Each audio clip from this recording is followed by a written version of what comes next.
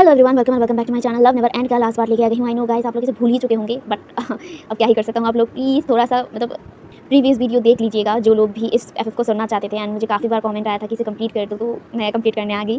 तो जो लोग इसे इंटरेस्टेड हैं वो ही सुने, और प्लीज़ जो लोग शांगन स्टोरी पसंद नहीं करते, सो कि यार मेरे चैनल पे वंशन भरे पड़े हैं, वो सब सुन लो।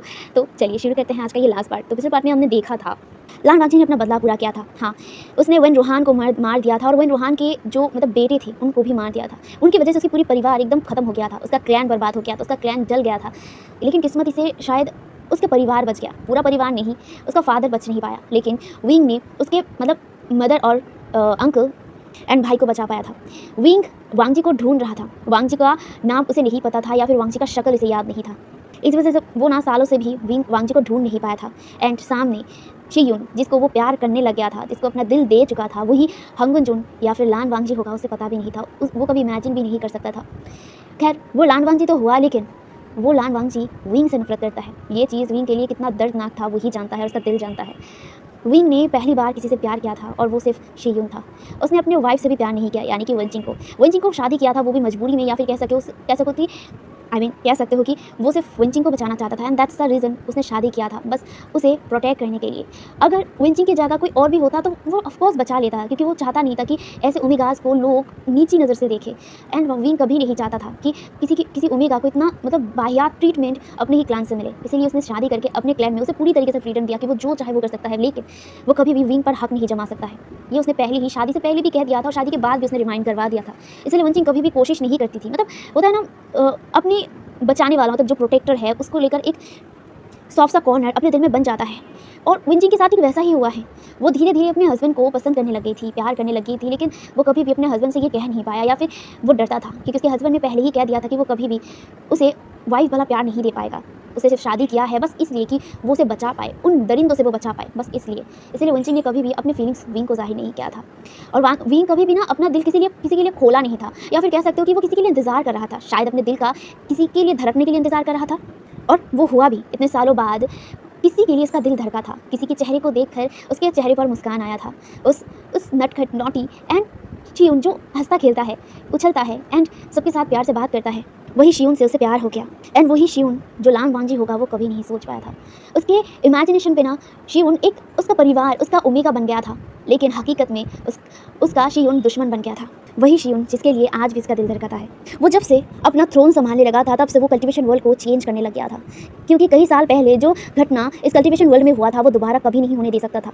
एक क्लैन को ऐसे ही बर्बाद होते हुए कभी नहीं देख सकता था विंग। इसलिए जब उसने अपना तख्त संभाला था ना, तब से उसने पूरे कल्टिवेशन वर्ल्ड को चेंज कर दिया था। हाँ, वो कल्टिवेशन वर्ल्ड को रूल जरूर करता था, लेकिन उन सब क्लैंस को रूल्स करता था जो क्लैन मुसीबत खड़ी करता था कल्टिवेशन वर्ल्ड में। इसमें सबसे पहले ही वेन क्लैन आता है। वेन क्लैन सबसे पहले ही एक ट्रबल मेकर क्लैन था, जो हमेशा ही कोई ना कोई गड़बड़ी करता रहता था। इसलिए विंग सबसे ज़्यादा अगर कड़ी निगरानी वो रखता था तो वेन क्लैन के ऊपर रखता था, और जिन क्लैन के ऊपर भी, क्योंकि जिन क्लैन भी बहुत ज़्यादा ही घमंडी टाइप के थे, और वो ट्रबल मेकर्स बहुत ज़्यादा थे। इसीलिए विंग उन पर ना बहुत ज़्यादा सख्त पर होता था। एंड उसके साथ मो क्लैन भी था। ऐसे ही बहुत सारे क्लैन थे जो ना विंग के विरुद्ध जाने की कोशिश कर रहे थे, एंड विंग ने सिर्फ वार्निंग दे दिया था, क्योंकि विंग अपने बातों का पक्का रहता था। एंड ये सारे क्लैन को पता है, इनफैक्ट वेन रोहान को भी पता था। इसीलिए वो कभी भी विंग के खिलाफ नहीं जा पाते थे। दैट्स द रीज़न बहुत सारे क्लैन विंग के खिलाफ जाने की कोशिश करते हैं, लेकिन विंग को इससे कोई फर्क नहीं पड़ता था, क्योंकि विंग उन सबको अपना औकात दिखा देता था। जो लोग कल्टिवेशन वर्ल्ड में अपना तक संभाल के रखे हैं ना, ठीक वैसे ही विंग ने सारे तक को अपने कंट्रोल में रखा था, ताकि वो कुछ गलत काम ना कर पाए। इन सब जिम्मेदारियों में कहीं ना कहीं उसके दिमाग से लान वांगजी का ख्याल ही निकल गया था कि उसे ढूंढना होगा। हाँ, बरसों पहले जो गलती उसके फादर ने किया था, वो उसका भरपाई तो नहीं कर पाएगा, लेकिन वो उस इंसान को ढूंढ कर उसके परिवार के सामने उसे वापस देकर शायद वो अपने गिल को थोड़ा कम कर सके, यही वो सोच रहा था। लेकिन जिम्मेदारी उसके सिर पर इतना ज़्यादा प्रेशर था ना, कि वो कहीं ना कहीं ये चीज़ भूल ही गया था। लेकिन वो कहते हैं ना कि पेरेंट्स जो गलतियां करते हैं ना, फ्यूचर में जाके कहीं ना कहीं वो गलतियां बच्चों को भुगतना ज़रूर पड़ता है। ये एक हकीकत की चीज़ है कि अगर पेरेंट्स गलती करते हैं तो उसका कहीं ना कहीं भरपाई बच्चों को करना ज़रूर पड़ता है। अब ये वो चाहे या ना चाहे, माने या ना माने, यही फैक्ट है। जहाँ पे विंग को भी वही सफ़र करना पड़ा था। जिस इंसान को उसने अपना दिल, अपना जो सोल था ना, वो दे दिया था, उसी ने ही उसके सामने अपना असली चेहरा दिखा दिया था। नहीं, इसमें विंग कभी भी वांगजी का दोष नहीं देता है। कहीं ना कहीं उसे भी पता है कि वांगजी अपनी जगह सही है। अगर विंग कभी वांगजी की साइड पे रहता ना, तो शायद विंग भी ऐसा करता, विंग भी अपना बदला लेने ज़रूर आता। तो विंग कभी भी वांगजी को गलती नहीं देगा, लेकिन गलती वो खुद को दे रहा था कि उस क्लैन को नहीं बचा पाया, कि वो वांगजी को नहीं बचा पाया, कि उसे परिवार को ठीक से बचा नहीं पाया। उसने जिनको भी बचाया था, बस उनको वो सुरक्षित रखना चाहता था। लेकिन आज जो वो किसी को प्यार करने लगा है, जिसे वो बेइंतहा प्यार करने लगा है, वो आज उसे नफरत करता है। ये चीज़ तो वो बर्दाश्त नहीं कर पा रहा था। उसके चेस्ट में ना बहुत ज़्यादा पेन हो रहा था। उसके दिल जैसे हज़ारों टुकड़ों में बिखर रहे थे। जिस आँखों में कभी ना कभी उसके लिए स्माइल रहता था, एक सॉफ्ट सा नेचर रहता था, जिस फेस पर, उस फेस में विंग के लिए नफरत था। जिस आइज़ में कभी स्वीटनेस था, सॉफ्टनेस था, वही आइज़ कभी नफरत में बदल जाएगा, वो कभी सोच नहीं पाया था। हाँ, इसमें वो कभी भी ब्लेम वांग जी को नहीं करता है। वो ये सब कुछ ब्लेम खुद को करता है और कहीं ना कहीं अपने फादर को करता है। खैर, वहाँ से वांग जी चला गया था क्योंकि वो अभी यहाँ पे रहना नहीं चाहता था। उसने अपने परिवार में अब जितने भी लोग जिंदा है, बस उसको लेकर रहना चाहता था। अपनी माँ के साथ रहना चाहता था, अपने भाई के साथ रहना चाहता था, अपने अंकल के साथ रहना चाहता था, अकेले में। बस इतने सालों तक उसने बहुत कुछ सहा है, अपने परिवार को खोकर, अपने दिल में दर्द लेकर, अपने दर्द को छुपाते हुए, सिर्फ बदला लेने की आगोश में बस छुपा लिया था अपने दर्द को। लेकिन होता है ना, दर्द अगर दिल में बहुत देर से रहता है ना, या फिर बहुत सालों से बहुत पेन रहता है ना, कभी ना कभी वो दिल पत्थर जैसा बन जाता है। वांग जी के लिए ये वैसा था, पत्थर दिल वो बाहर से बन गया था, लेकिन दिल में उसे हज़ारों ज़ख्म थे जो कभी किसी ने मलहम लगाकर देखा भी नहीं था। तो वो दर्द वो कैसे छुपाए सबसे? उसने कोई गलती तो नहीं किया था, या फिर उसका क्लैन कोई गलती नहीं किया था। लोग लालच में इतना सब कुछ कर देते हैं, क्या परिवार को भी वो लोग मार देते हैं इतने निर्दयी की तरह? आप लोग पावर के पीछे इतना दौड़ते हो, तो एक दिन पावर आपको भी तो मार सकता है ना। वांग जी का थिंकिंग यही था कि जिस पावर ने उसके परिवार को मार दिया है, वही पावर अगर उसे उन सबको बर्बाद कर दे तो। इसीलिए वांग जी कभी भी बस यही सबको समझाना चाहता था कि पावर अगर आपको खुशी दे तो पावर आपको दुख भी देगा, यानी कि बर्बादी। एंड वांग जी यही सोचकर गुचिन को प्रैक्टिस करने लग गया था, एंड उसी से ही उसने अपना बदला पूरा किया। हाँ, विंग को उसने छोड़ दिया था क्योंकि विंग ने कहीं ना कहीं उसके परिवार तो बचाया था। अब भले ही उसका क्लैन नहीं है, लेकिन उसके पास अब जितने भी परिवार है, या फिर अपनी माँ है, अपने भाई और अकिल है, बस उसी के साथ रहना चाहता था। और रहा बात विंग के फादर की, विंग के फादर को अब विंग ही संभाले। वांग जी अब नहीं चाहता है इन सब में पड़ना, क्योंकि उसने इतने सालों तक बहुत दर्द झेला है, बहुत कुछ उसने सहा है। बस अब वो खुश रहना चाहता था, तो अपने परिवार के साथ, इसीलिए वो वहाँ से चला गया था। अब यहाँ पे हम सभा में देखते हैं, जहाँ विंग अभी भी घुटनों पर था और वो जाते हुए सिर्फ वांग जी को देख रहा था। वांग जी तो वहाँ से चला गया था, लेकिन अभी भी विंग वांग जी की जहाँ से वांग जी गया था वहाँ पर ही देख रहा था। उसकी आंखों में आंसू थे और दिल में बहुत पेन, जहाँ पे विंग को देखकर साफ पता लग सकता था कि वो कितना ज़्यादा पेन में था। जहाँ पे जो वे चांगसे थे, वही चांगसे पे अपने बेटे को देख रहे थे, उन्हें भी बहुत ज़्यादा बुरा लग रहा था। अब यहाँ से सीन कटता है और हमें पूरे 1 हफ्ते बाद दिखाया जाता है। 1 हफ्ता हो चुका था उस बात को। इन 1 हफ्ते में बहुत कुछ हो गया था। विंग जो ऑफकोर्स ये तख्त जिसमें वांग जी बैठा था, उसने वांग जी को ये तख्त देना चाहा था। एंड उसने कह दिया था कि अगर वो ये तख्त संभालना चाहता है या फिर वो ये थ्रोन चाहता है तो वो ये ले सकता है। एंड वो बेझिझक उसे दे रहा था कि वो अगर चाहे तो ये थ्रोन संभाल सकता है। ये थ्रोन अब वांग जी का है, क्योंकि वांग जी ने खुद अपने दम पर इस थ्रोन को लिया है विंग से। एंड विंग हार मानता है और वो ये तख्त वांग जी को देना चाहता है। लेकिन हैरान वाली बात ये थी कि वांग जी ने इसे एक्सेप्ट नहीं किया। वांग जी ने इसे मना कर दिया। वो ये तक नहीं लेना चाहता था, वो तो सिर्फ अपना बदला लेना चाहता था जो उसने ले लिया है। हालांकि वो अभी भी येलिंग डायनेस्टी पर ही है, लेकिन वो बस अब इस थ्रोन या इस क्लैन से दूर जाना चाहता था। उसने अपने माँ से बहुत बार बोला था कि वो यहाँ से जाना चाहता है, वो अब इस क्लैन में नहीं रहना चाहता है। उसे अब कुछ नहीं चाहिए, बस अपना परिवार चाहिए, और वो अपने परिवार के साथ खुशी रहना चाहता है और कुछ नहीं। लेकिन उसके माँ ने उसे बहुत समझाया कि अब उनके पास रहने के लिए सिर्फ यही जगह है, जहाँ पे वांग जी ने कह दिया था कि चलिए वो उसको अपने जो गाँव है ना वहाँ पे लेके जाएगा, जहाँ पे वो रहा करता था। वहाँ पे जाके एक नॉर्मल ज़िंदगी जी लेगा, लेकिन वो यहाँ नहीं रहना चाहता है। लेकिन उसकी माँ ने उसे बहुत ज़्यादा फोर्स किया, उसे समझाया कि वो यहाँ पे रह सकते हैं, और विंग ने उनको बचाया है और उनके लिए सब कुछ किया है, तो हम लोग उनके लिए इतना तो कह सकते हैं। असल में वांग जी ने विंग ने खुद मैडम लैम से रिक्वेस्ट किया था कि वो यहाँ पर ही रहे, क्योंकि वो नहीं चाहता था कि वो कहीं बाहर जाए। बाहर अगर कोई मुसीबत आए तो वो कैसे वांग जी को बचा पाएगा और उसके परिवार को बचा पाएगा। इसीलिए उसने बहुत रिक्वेस्ट किया था मैडम लैम से कि वो यहाँ पे रह जाए, जहाँ पे जो मैडम लैन ने नोट कर दिया था, और उन्होंने सहमति दे दिया था कि ठीक है वो रहेगा और वांग जी को वो खुद समझाएगा। विंग वांग जी से कहना चाहता था, लेकिन विंग कह नहीं पा रहा था, क्योंकि वांग जी उसे इग्नोर कर रहा था एंड वांग जी उसे बात नहीं कर रहा था। विंग बहुत बार उसके साथ कुछ कहने की कोशिश ज़रूर करता था, लेकिन वांग जी सिर्फ अवॉइड करके वहाँ से चला जाता था। एक भी शब्द वो नहीं कहता था, और ना ही वो मुड़कर विंग को देखता था, जहाँ पे वो सेम ही जगह पे रह रहे थे। हाँ, वांग जी ने रहने के लिए हाँ तो कर दिया था, लेकिन वो महल पर नहीं रहता था।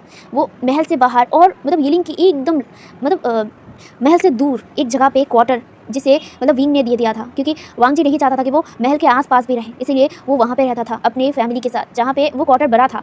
उस क्वार्टर में तकरीबन 4 रूम थे, यानी कि 4 कमरे, जहाँ पे एक कमरा लैन ई का था, एक कमरा लैन शिचैन का था। लैन ई नहीं, मैडम लैन का था, ठीक है। तो यहाँ पे लैन शिचैन और लैन शिरन के लिए भी अलग अलग कमरे थे, एंड वांग जी के लिए भी एक अलग कमरा था। लेकिन वांग जी अपने कमरे पर नहीं सोता था, वो अपने माँ के साथ सोता था, अपनी माँ को टाइटली हक करके, क्योंकि इतने सालों बाद वो अपने माँ को पाया है, तो वो कैसे अपनी माँ से दूर रहे। इसीलिए वो हमेशा ही अपनी माँ के साथ सोया करता था। ऐसे पूरा 1 हफ्ता बीत गया था और वांग जी विंग को अवॉइड करके चलता था, और बस वो फेई था ना, मतलब ज़ाओ फेई के साथ हमेशा ही बात करता था, उसके साथ मतलब हँसता था, खेलता था, उसके चेहरे पर स्माइल रहा करता था। लेकिन जब भी वो विंग को देखता था, वो ना एकदम शांत और एकदम मायूस हो जाता था। मायूस मतलब कुछ कहता नहीं था, उसका फेशियल एक्सप्रेशन वो खुद ही नहीं जानता था कि वो क्या था। बस वो विंग को देखना नहीं चाहता था अभी के लिए, खुद के लिए टाइम चाहता था। जहाँ पे विंग मतलब पहले ना कभी-कभी आता था, मतलब इन 1 हफ्ते में वो 2 बार आया था विंग वांग जी से बात करने या फिर वांग जी को एक बार देखने के लिए। लेकिन वांग जी उससे दूर भागता था एंड विंग ये देखकर उसे बहुत बुरा लगता था। लेकिन वो कुछ नहीं कहता था, बस वो मतलब अंकल से बात करता था और शिचन से बात करता था और उनके साथ बात करने के बाद वो वहाँ से चला जाता था। जहाँ पे विंग ने फैसला कर लिया था कि वो अब वांग जी को परेशान नहीं करेगा। वो ग्लैड है कि वांग जी यहाँ पे रह रहा है और इस क्लैन में है। इसके अलावा वो कुछ नहीं चाहता था और बस वो वांग जी को खुश और सेफ देखना चाहता था, यही। जहाँ पे वो अब वांग जी से मिलने नहीं जाता था, वो परेशान नहीं करना चाहता था वांग जी को अपना ये शक्ल दिखाकर, जिस शक्ल से वो मतलब वांग जी नफरत करता है। बस वो कभी-कभी खबर लिया करता था अपने आदमियों से कि मतलब अपने गार्ड से कि वांग जी ठीक है। विंग ने मतलब उस क्वार्टर में रहने के लिए वांग जी को हाँ तो कर दिया था, लेकिन वो आस-पास गार्ड्स रखता था वांग जी की सेफ्टी के लिए और उनके परिवार की सेफ्टी के लिए। हालाँकि वो ये उसका ही क्लैन है, लेकिन फिर भी वो प्रोटेक्टिव बनना चाहता था, वांग जी को हमेशा प्रोटेक्ट करना चाहता था।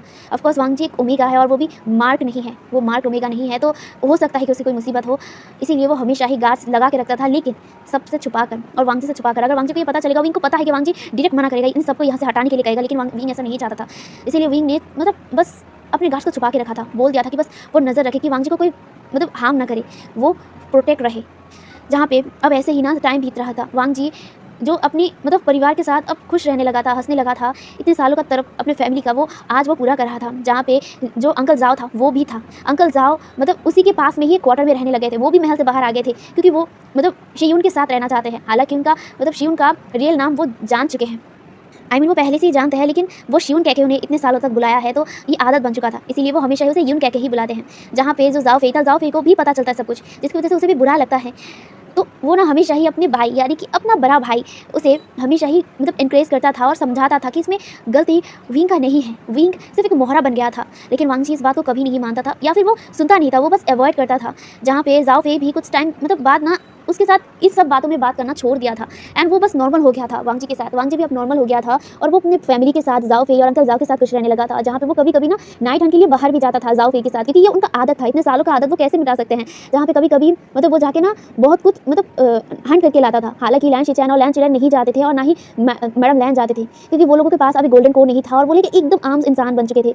तो यहाँ पे वो लोग घर पे ही रहते थे और नाइट हंट करने के लिए बस वांग जी और ज़ाओ फेई और अंकल ज़ाओ जाते थे। जहाँ पे वो लोग हंट करके आते थे और मतलब होता है ना वहाँ पर ना एक मतलब खेत दिया गया था वांग जी को, मतलब वहाँ पे ना वो बहुत सारे फसल उगाता था और उसे ना वो बेच कर ना पैसे कमाता था। वो कभी भी विंग का पैसा नहीं लेना चाहता था और उसने मना कर दिया था कि वो ये सब कुछ दिया है, इससे ज़्यादा वो नहीं लेगा और इससे ज़्यादा वो एक्सेप्ट नहीं करेगा। अगर इसमें ज़्यादा जोर ज़बरदस्ती विंग करे तो वहाँ से वो चला जाएगा। इसी डर में विंग ने उसे कोई भी पैसा नहीं दिया था। हाँ, वो बस क्वार्टर दे दिया था और खेत दे दिया था और वहाँ से ही वांग जी कमाई करता था, अपना खेती बाड़ी जो इतने सालों में उसे सीखा था वो सब कुछ वो करता था और उससे ही ना वो पैसे कमाता था। जैसे वो ज़ाओ फेई के साथ और अंकल ज़ाओ के साथ मतलब चीज़ों को बेच कर मतलब पैसा कमाता था ना, ठीक वैसे ही वो करने लग गया था, बस सेम क्लैन में रह गए।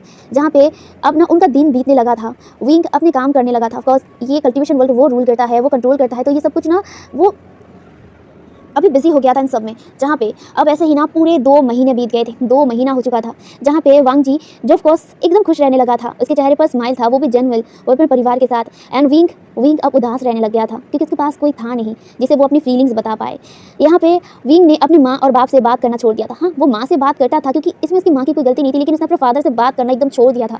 और उसका जो फादर था ना, वो खुद को ना एक कमरे में बंद कर लिया था अपने गिल्ट में, क्योंकि वो गिल्ट में थे और गिल्ट ना इंसान को मरने जैसा कर देता है। और जो मतलब वे चांग से वैसा ही फील कर रहे थे और अपने बेटे से इग्नोर होने के बाद तो और भी ज़्यादा। उसका बेटा एक लौता बेटा था जिसे वो प्यार करते थे अपनी मतलब जान से भी ज़्यादा, लेकिन वही बेटा उसे नफरत करता है, वो भी उनके ही वजह से उसका बेटा उसे नफरत करता है। और ये चीज़ उन्हें भी बर्दाश्त नहीं हो रहा था, लेकिन वो कुछ नहीं कह रहे थे। वो धीरे धीरे ना कमरे में ही रहने लगे थे। ज़्यादा से ज़्यादा जो मैडम मतलब वे थी, वो जाके मतलब वे चांग को खाना खिलाती थी और मतलब बातें करती थी, कभी कभी टाइम स्पेंड करते थे वो दोनों। जहाँ पे विंग कभी भी अपने फादर के पास नहीं गया था इन 2 महीने में, तो वो बिल्कुल भी उसे इग्नोर किया था, उन्होंने मतलब उसे बात तक नहीं किया था, बस वो अपने क्लैन को संभालने लग गया था। ऐसे ही ना मतलब पूरे और 2 हफ्ते बीत गए थे। जहाँ पे 2 हफ्ते बाद वो अपने मतलब विंग अपने सभा में था, जहाँ पे वो ना सभा में बैठा हुआ था एंड मंत्रियाँ मतलब अपने काम कर रहे थे एंड विंग को बता रहे थे कि अब आसपास हो क्या रहा है मतलब क्लैन में। जहाँ पे जो मतलब कुछ क्लैन लीडर्स भी आए थे। यहाँ पे क्लैन लीडर्स मतलब मो क्लैन के क्लैन लीडर आए थे और जिन क्लैन के क्लैन लीडर यानी कि जिन गोंगशान आए थे। जहाँ पे मिंग क्लैन से भी मतलब जो क्लैन लीडर मिंग थे ना वो भी आए थे, जहाँ पे वो लोग अभी सभा में बैठे थे एंड विंग भी अपने सभा में मतलब थ्रोन पर बैठा हुआ था और सबकी बात सुन रहा था, मतलब अपने मंत्री की बात को सुन रहा था। जहाँ पे अपने मंत्री की बातों को सुनने के बाद वो मतलब कुछ जो क्लैंस थे ना उनमें ना जो फसल थे ना उनके लिए कुछ नए वो बीज होते हैं ना उन सबको लेकर, क्योंकि वो बीज ना एकदम खराब हो गए थे क्योंकि बारिश लगातार हो रहा था, जिस वजह से ना वो बीज एकदम खराब हो गए थे। लगातार पानी देने से ना जो मतलब उगते हुए बीज होता है ना वो एकदम खराब हो जाते हैं, तो ऐसा ही हो रहा था, इसलिए नए बीज की जरूरत थी। जहाँ पे विंग ने उसका भी बंदोबस्त कर दिया था, उसने कह दिया था कि नए बीज का मतलब तैयारी किया जाए। वो होता है ना मतलब पेड़ फसल का जो बीज होता है ना वही, मैं उसके बारे में बोल रहा हूँ गाइस। ठीक है, बैक टू द स्टोरी। जहाँ पे इस प्रॉब्लम को सॉल्व करने के बाद ही जो मतलब जिन गोंगशान थे जो तीनों सब बैठे हुए थे ना वो मतलब उठते हैं और वो विंग को बो करते हैं। विंग उनकी तरफ देखता है और वो नोट करता है। जहाँ पे जिन गोंगशान मतलब विंग की तरफ देखते हैं और वो कहता है महाराज अब बहुत दिन हो गए हैं और बहुत साल हो गए हैं और अभी अभी आपको मतलब अभी इस क्लैन को और इस कल्टिवेशन वर्ल्ड को एक नया हायर की ज़रूरत है, तो अभी आपको नया हायर मतलब लाना चाहिए इस दुनिया में। तो अभी मतलब ये ना वो कह के ना मतलब हकला रहे थे। जहाँ पे ये सुनने के बाद विंग ना मतलब जिन गोंगशान की तरफ देखते हैं और वो कहते हैं क्या कहा आपने।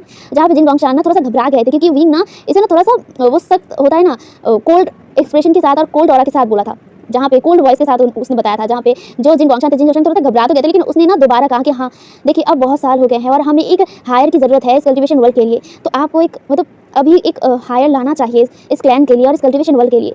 ये सुनने के बाद ना विंग को ना पता नहीं बहुत ज़्यादा गुस्सा आ गया। ऑफकोर्स उसे गुस्सा आना था। जहाँ पे जो विंग था विंग जिन गोंगशान की तरफ देखता है और वो कहते हैं क्यों, क्या मैं अभी जिंदा नहीं हूँ, क्या मैं इस कल्टिवेशन वर्ल्ड को संभालने के काबिल नहीं हूँ। जहाँ पे ये सुनने के बाद जिन गोंगशान अपने घुटनों पर बैठ गए थे क्योंकि विंग का ऑरा ना फिर से डार्क हो गया था। जहाँ पे जिन गोंगशान कहते हैं नहीं नहीं महाराज ऐसा नहीं है, वो असल में आप अभी आपका उम्र भी हो चुका है और अभी हायर का ज़रूरत भी है।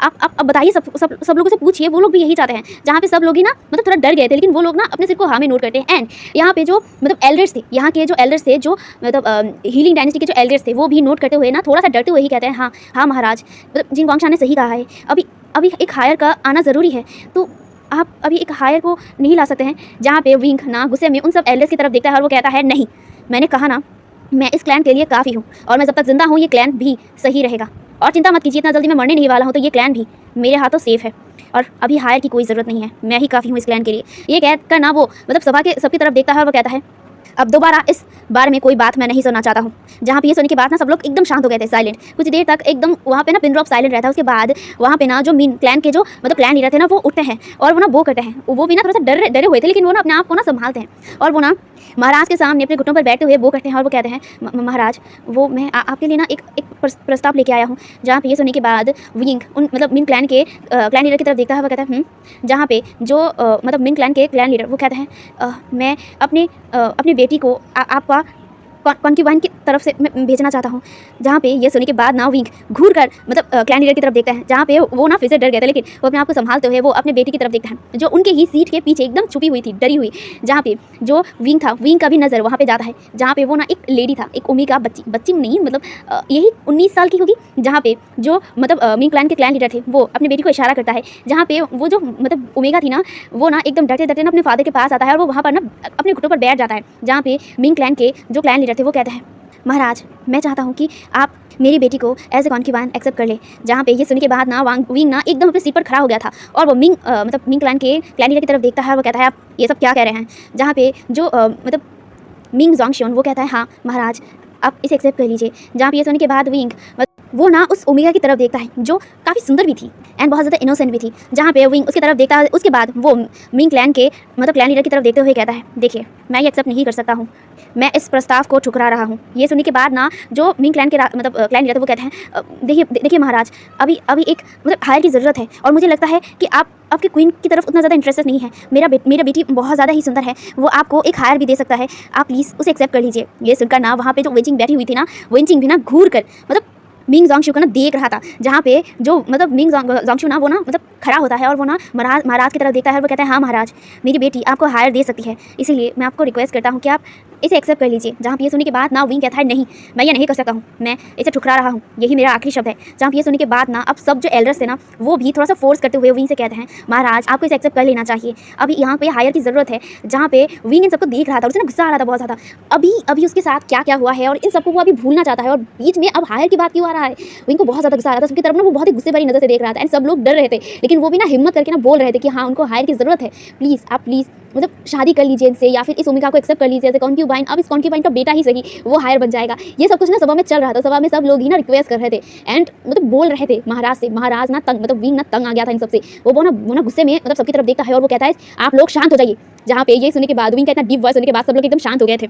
जहाँ पे विंग गुस्से में सबकी तरफ देखता है और वो कहता है मैंने कहा ना कि मैं इसे एक्सेप्ट नहीं कर सकता हूँ। जहाँ पे वहीं पर ना एक एल्डर, मतलब बहुत ही ओल्ड, ठीक है, ओल्ड जो अल्फा थे ना वो खड़ा होते हैं और वो विंग की तरफ देखते हुए कहता है महाराज आपको इसे मान लेना चाहिए, वो लोग सही कह रहे हैं, अभी सच में हायर की ज़रूरत है। सब लोग आपसे यही डिमांड कर रहे हैं हायर का, या फिर आप आपके अपने वाइफ के साथ एक हायर मतलब लाइए इस प्लान में, या फिर आप इस कॉन्क्यूबाइन को एक्सेप्ट कर लीजिए।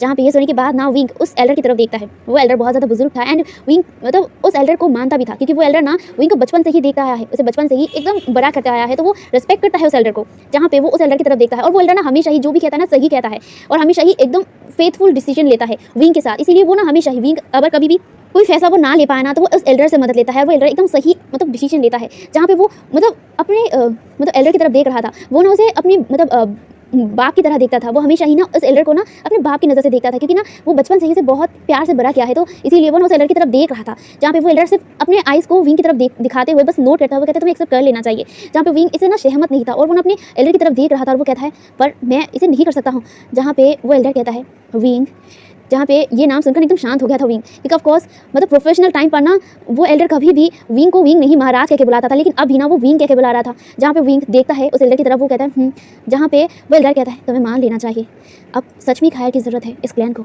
जहाँ पे ये सुन के बाद विंग कहता है पर मैं अभी यहाँ पे विंग की बातों को काटते हुए वो एल्डर कहता है विंग मेरी बात को मानो और उसे एक्सेप्ट करो। विंग जो उस एल्डर की तरफ देखता है और वो मतलब चाहता नहीं था, लेकिन वो एल्डर की बात कभी भी टालता नहीं है, कभी भी टालता नहीं है। वहाँ पे वो एल्डर की तरफ देखता है, उसके बाद अपने आंखों को टाइटली बंद करता है। वो एक गहरी सी और लंबी सी ब्रीथ लेने के बाद वो मिंग क्लैन के मतलब क्लैन लीडर की तरफ देखता है और वो कहता है ठीक है मैं इसे एक्सेप्ट कर रहा हूँ। ये ना वो मन मार के कहा था। कहने के बाद ना वो मतलब प्लान में सबकी तरफ देखता है और वो ना अंकल की तरफ, यानी कि वो ना ऑफकोर्स वो भाग की तरह था, लेकिन वो उसे अंकल कह के बुलाता था, तो वो उसकी तरफ देखता है और वो बस उनकी तरफ एक बार देखा ना वो वहाँ से एकदम चला गया था। जहाँ पे जो विंचिंग था ना, विंचिंग बैठ कर ये सब कुछ देख रही थी, वो ना शॉक हो गई थी, क्योंकि उसे पता था कि विंग ये मानेगा नहीं, ऑफकोर्स ये एक्सेप्ट नहीं करेगा, लेकिन अचानक ये एक्सेप्ट कर लिया। खैर वो भी ना कुछ नहीं कह दिया, उसे भी थोड़ा बहुत बुरा तो लगा था, लेकिन वो ज़्यादा कुछ नहीं कहती है। वो भी सभा से उठकर चली जाती है एंड सभा खाली हो जाता है। जहाँ पे विंग ना मतलब अपनी महल के जो गार्डन था ना वहाँ पे आकर ना एकदम बैठ गया था। वहाँ पे बैठ कर ना वो आसमान को देख रहा था, उसे ना बिल्कुल अच्छा नहीं लग रहा था। ये वो नहीं करना चाहता था और वो ना मतलब आसमान में देखकर ही ना लंजा को याद कर रहा था, क्योंकि वहाँ पे वो लंजा के फेस को इमेजिन कर रहा था, वही स्माइली फेस, मतलब शिवन के गेटअप में जैसे वो रहता था, वो हंसता था, स्माइल करता था, वैसे ही ना वो बस देख रहा था। और वो मन में ही कहता है शिवन कैसे हो तुम, बहुत दिन हो गए मैंने तुम्हें नहीं देखा, तुम ठीक तो हो ना। बस वो ये मन में कह रहा था। ऑफकोर्स उसे पता चलता है अपने गार्ड से कि वांग जी क्या करता है और क्या नहीं, पर फिर भी वो बहुत दिन से ना विंग मतलब शिवन को नहीं देखा है, यानी कि वांग जी को नहीं देखा है। जहाँ पे वो अभी वांग जी को ही याद कर रहा था, वांग जी कैसा है, ये सब कुछ वो याद कर रहा था। तभी ना वहाँ पे उसकी माँ यानी कि वी मतलब मैडम वी आती है। जहाँ पे मैडम वी आते हुए विंग के कंधे पर हाथ रखती है। विंग जो पीछे मुड़ता है और अपनी माँ को देखकर वो खड़ा होकर अपनी माँ को बो करता है। जहाँ पे उसकी माँ कहती है विंग तुम अभी वांग जी के बारे में सोच रहे हो है ना। जहाँ पे ये सुनकर ना विंग एकदम शांत हो गया था। जहाँ पे जो वी था मतलब मैडम वी, वो अपने बेटे के फेस पर हाथ रखते हुए कहता है विंग अगर तुम्हारा प्यार सच्चा होगा ना तो वो ज़रूर तुम्हारे पास आएगा। मुझे पता है कि तुम उसे प्यार करते हो और मैं कोशिश कर रहा हूँ कि मैं वांग जी को मनवा पाऊँ, या फिर मैं मैडम लैन से बात कर रहा हूँ, मैं कोशिश कर रहा हूँ कि मैं उसे मनवा पाऊँ तुम्हारे लिए। मुझे पता है कि तुम उसे बहुत ज़्यादा प्यार करते हो, पर जो तुम्हारे पास आना होगा ना वो ज़रूर आएगा। और वैसे भी वांग जी को भी टाइम चाहिए इन सब के लिए, वो अभी इन सब के लिए रेडी नहीं है और उसके साथ भी बहुत कुछ हो गया है, ये भी तुम्हें समझना होगा विंग। जहाँ पे विंग अपनी माँ की तरफ देखता है और वो कहता है माँ मुझे पता है कि उसे टाइम चाहिए, बट मैं नहीं चाहता हूँ कि वो कभी भी ज़बरदस्ती मेरे साथ रहे। अगर वो दिल से मेरे साथ रहेगा तभी ही मैं उसके साथ रहूँगा या फिर उसे एक्सेप्ट करूँगा। ऑफकोर्स उसके लिए मेरा दिल का दरवाज़ा हमेशा खुला हुआ है और मेरे महल का दरवाज़ा भी। बस मैं चाहता हूँ कि वो मुझे दिल से एक्सेप्ट करे। जहाँ पे ये सुनने के बाद जो मैडम वी थी, मैडम वी विंग के सिर पे हाथ फेरते हुए कहता है मेरा बेटा सच में बहुत बड़ा हो गया है, तुम कभी भी प्यार नहीं करे हो किसी से, लेकिन आज मैंने तुम्हारे अंदर वांग जी के लिए प्यार देखा है और मैं प्रे करता हूँ कि वांग जी भी मान जाए तुम्हारे प्यार को और वो एक्सेप्ट कर ले तुम्हारे प्यार को। जहाँ पे ये सुनने के बाद विंग स्माइल करता है, वो कहता है शायद ऐसा कभी नहीं होगा माँ, मैंने देखा है लंजा के फेस में, लंजा के चेहरे पर, लंजा के आइस में मेरे लिए नफरत था और होना भी चाहिए माँ, क्योंकि मैंने गलत किया था और इसका सज़ा मुझे ऊपर वाला अच्छे से दे रहा है। वो कहते हैं ना कि हर प्यार सबके लिए नहीं होता है, तो शायद वांग जी का प्यार मेरे लिए नहीं है माँ, मैं कभी भी शायद उसका प्यार डिज़र्व नहीं करता था और मैं कभी उसका प्यार पाऊंगा भी नहीं। जहाँ पे ये सुनने के बाद मैडम विंग के फेस को पकड़ते हुए कहता है विंग सुनो मेरी बात, तुम ऐसे क्यों बोल रहे हो, तुमने कभी भी लाइफ में हार नहीं माना है तो आज भी हार मत मानो और अपने प्यार को ऐसे ही मत जाने दो। तुम भी कोशिश करो, वांगजी को पाने की कोशिश करो। प्यार आसानी से नहीं मिलता है, प्यार को अपना बनाना पड़ता है और तुम्हें भी अपने प्यार को हासिल करना पड़ेगा। जो भी गलती किया है वो मानता हूँ कि तुम्हारे फादर ने किया है, बट इसमें तुम्हारी कोई गलती नहीं है। ये तुम्हें वांगजी को रियलाइज़ करवाना होगा। अपने प्यार को ऐसे ही जाने मत दो, अपने प्यार को फिर दोबारा पाने की कोशिश करो। वांगजी को रियलाइज़ करवाओ कि वो भी तुमसे प्यार करता है और मुझे लगता है कि वो तुमसे प्यार करता है, लेकिन वो अपनी ही जो दुख है या फिर नफ़रत है उसकी वजह से वो तुम्हारे लिए उसका प्यार वो नहीं देख पा रहा है। इसीलिए उसके मन के प्यार को तुम जगाओ। विंग, मैं कह रहा हूँ कि तुम्हारा प्यार तुम्हारे पास ज़रूर लौटेगा। बस कोशिश करो और यूँ ही हार मत मानो और अपने आप को दोष देना बंद करो, क्योंकि तुम्हें भी पता है कि तुमने इसमें कोई गलती नहीं किया है। तुम सिर्फ एक मोहरा थे और कुछ नहीं, और इन सब में तुम्हारी कोई गलती नहीं है। और वैसे भी तुमने वांगजी के परिवार को लौटा दिया है, हालांकि सब कुछ नहीं, लेकिन जिनको भी तुमने बचा पाया है उनको तुमने लौटा तो दिया है ना। तो ऐसे ही अपने प्यार से मुँह मत मोड़ लो और उससे हार मत मानो। उसे अपनी पास लाने की कोशिश करो। वो तुम्हारा ओमेगा है। तुम कोशिश करो कि उसे तुम अपना बना पाओ। क्या तुम देख पाओगे वांगजी को किसी और के साथ, किसी और अल्फा के साथ खुश रहते हुए, या फिर किसी और अल्फा के साथ शादी करते हुए? विंग ना ये सुनकर ना उसे ना बहुत ज़्यादा ही ना प्रोटेक्टिव फील हुआ और सबसे ज़्यादा उसे बुरा लगा। और वो ना अपनी माँ की तरफ देख रहा था। उसके आइस में ना फिर से आंसू थे, जहाँ पे विंग के आंसू को पोंछते हुए विंग का मदर कहता है, तुम ऐसे रो मत, तुम एक अल्फा हो, तुम कैसे रो सकते हो? अपने प्यार को जीतने की कोशिश करो और यही अपने प्यार से हार मत मानो। मैं कोशिश तो कर रहा हूँ ना, और तुम्हें भी अपना कोशिश जारी रखना चाहिए वांगजी को मनवाने का। और वैसे भी तुम्हें भी पता है कि वांगजी एक मार्क ओमेगा नहीं है, तो तुमसे पहले कोई और अल्फा आके अगर उसे क्लेम कर ले, क्या तुम ये देख पाओगे? क्या अपने ही ओमेगा को किसी और का होते हुए तुम देख पाओगे? ये बताओ मुझे, तुम कैसे हार मान सकते हो? वो तुम्हारा ओमेगा है, ये तुम्हें भी पता है। तुम उसे प्यार करते हो, ये तुम्हें भी पता है। तो तुम अपना प्यार वांगजी को रियलाइज़ करवाओ। उसे ये बताओ कि तुम उसे प्यार करते हो। अपने ही प्यार से इतनी जल्दी हार मत मानो। प्यार आसानी से नहीं मिलता है, प्यार को अपना बनाना पड़ता है। अपने कोशिश जारी रखो। देखना, तुम्हारा अगर प्यार सच्चा होगा तो वांगजी ज़रूर तुम्हारे पास वापस आएगा। अपना कोशिश करते रहो और हार मत मानना अपने प्यार से। कभी मुंह मोड़ मत लेना, गिव अप मत करना। ये कहकर वो अपनी बेटी की तरफ देखता है और वो एक स्माइल करते हुए अपने बेटी के सिर पर टैप कर वहाँ से एकदम चली जाती है। जहाँ पे विंग अपनी माँ की बात को सोच रहा था। अब यहाँ से सीन कट होता है और हमें रात का वक्त दिखाया जाता है। रात हो चुकी थी, जहाँ पे विंग अपने कमरे पर ही था। बहुत देर तक अपने कमरे की जो बैल्कनी साइड था ना, वहाँ पे खड़ा होकर ना चांद को देख रहा था। रात होने के बाद ना सब लोग अब सो चुके थे, लेकिन विंग अभी तक सोया नहीं था। विंग जब अपनी तलवार को पकड़ता है और वो ना वहाँ से उड़कर, महल से उड़कर महल से दूर जाने लगता है। वो वहाँ से उड़कर ना एक जगह आकर रुक गया था। वो एक क्वार्टर के सामने खड़ा था। ये वही क्वार्टर था वांगजी का। वांगजी जिस क्वार्टर में रहता है उसके परिवार के साथ वो वहाँ पे आया था।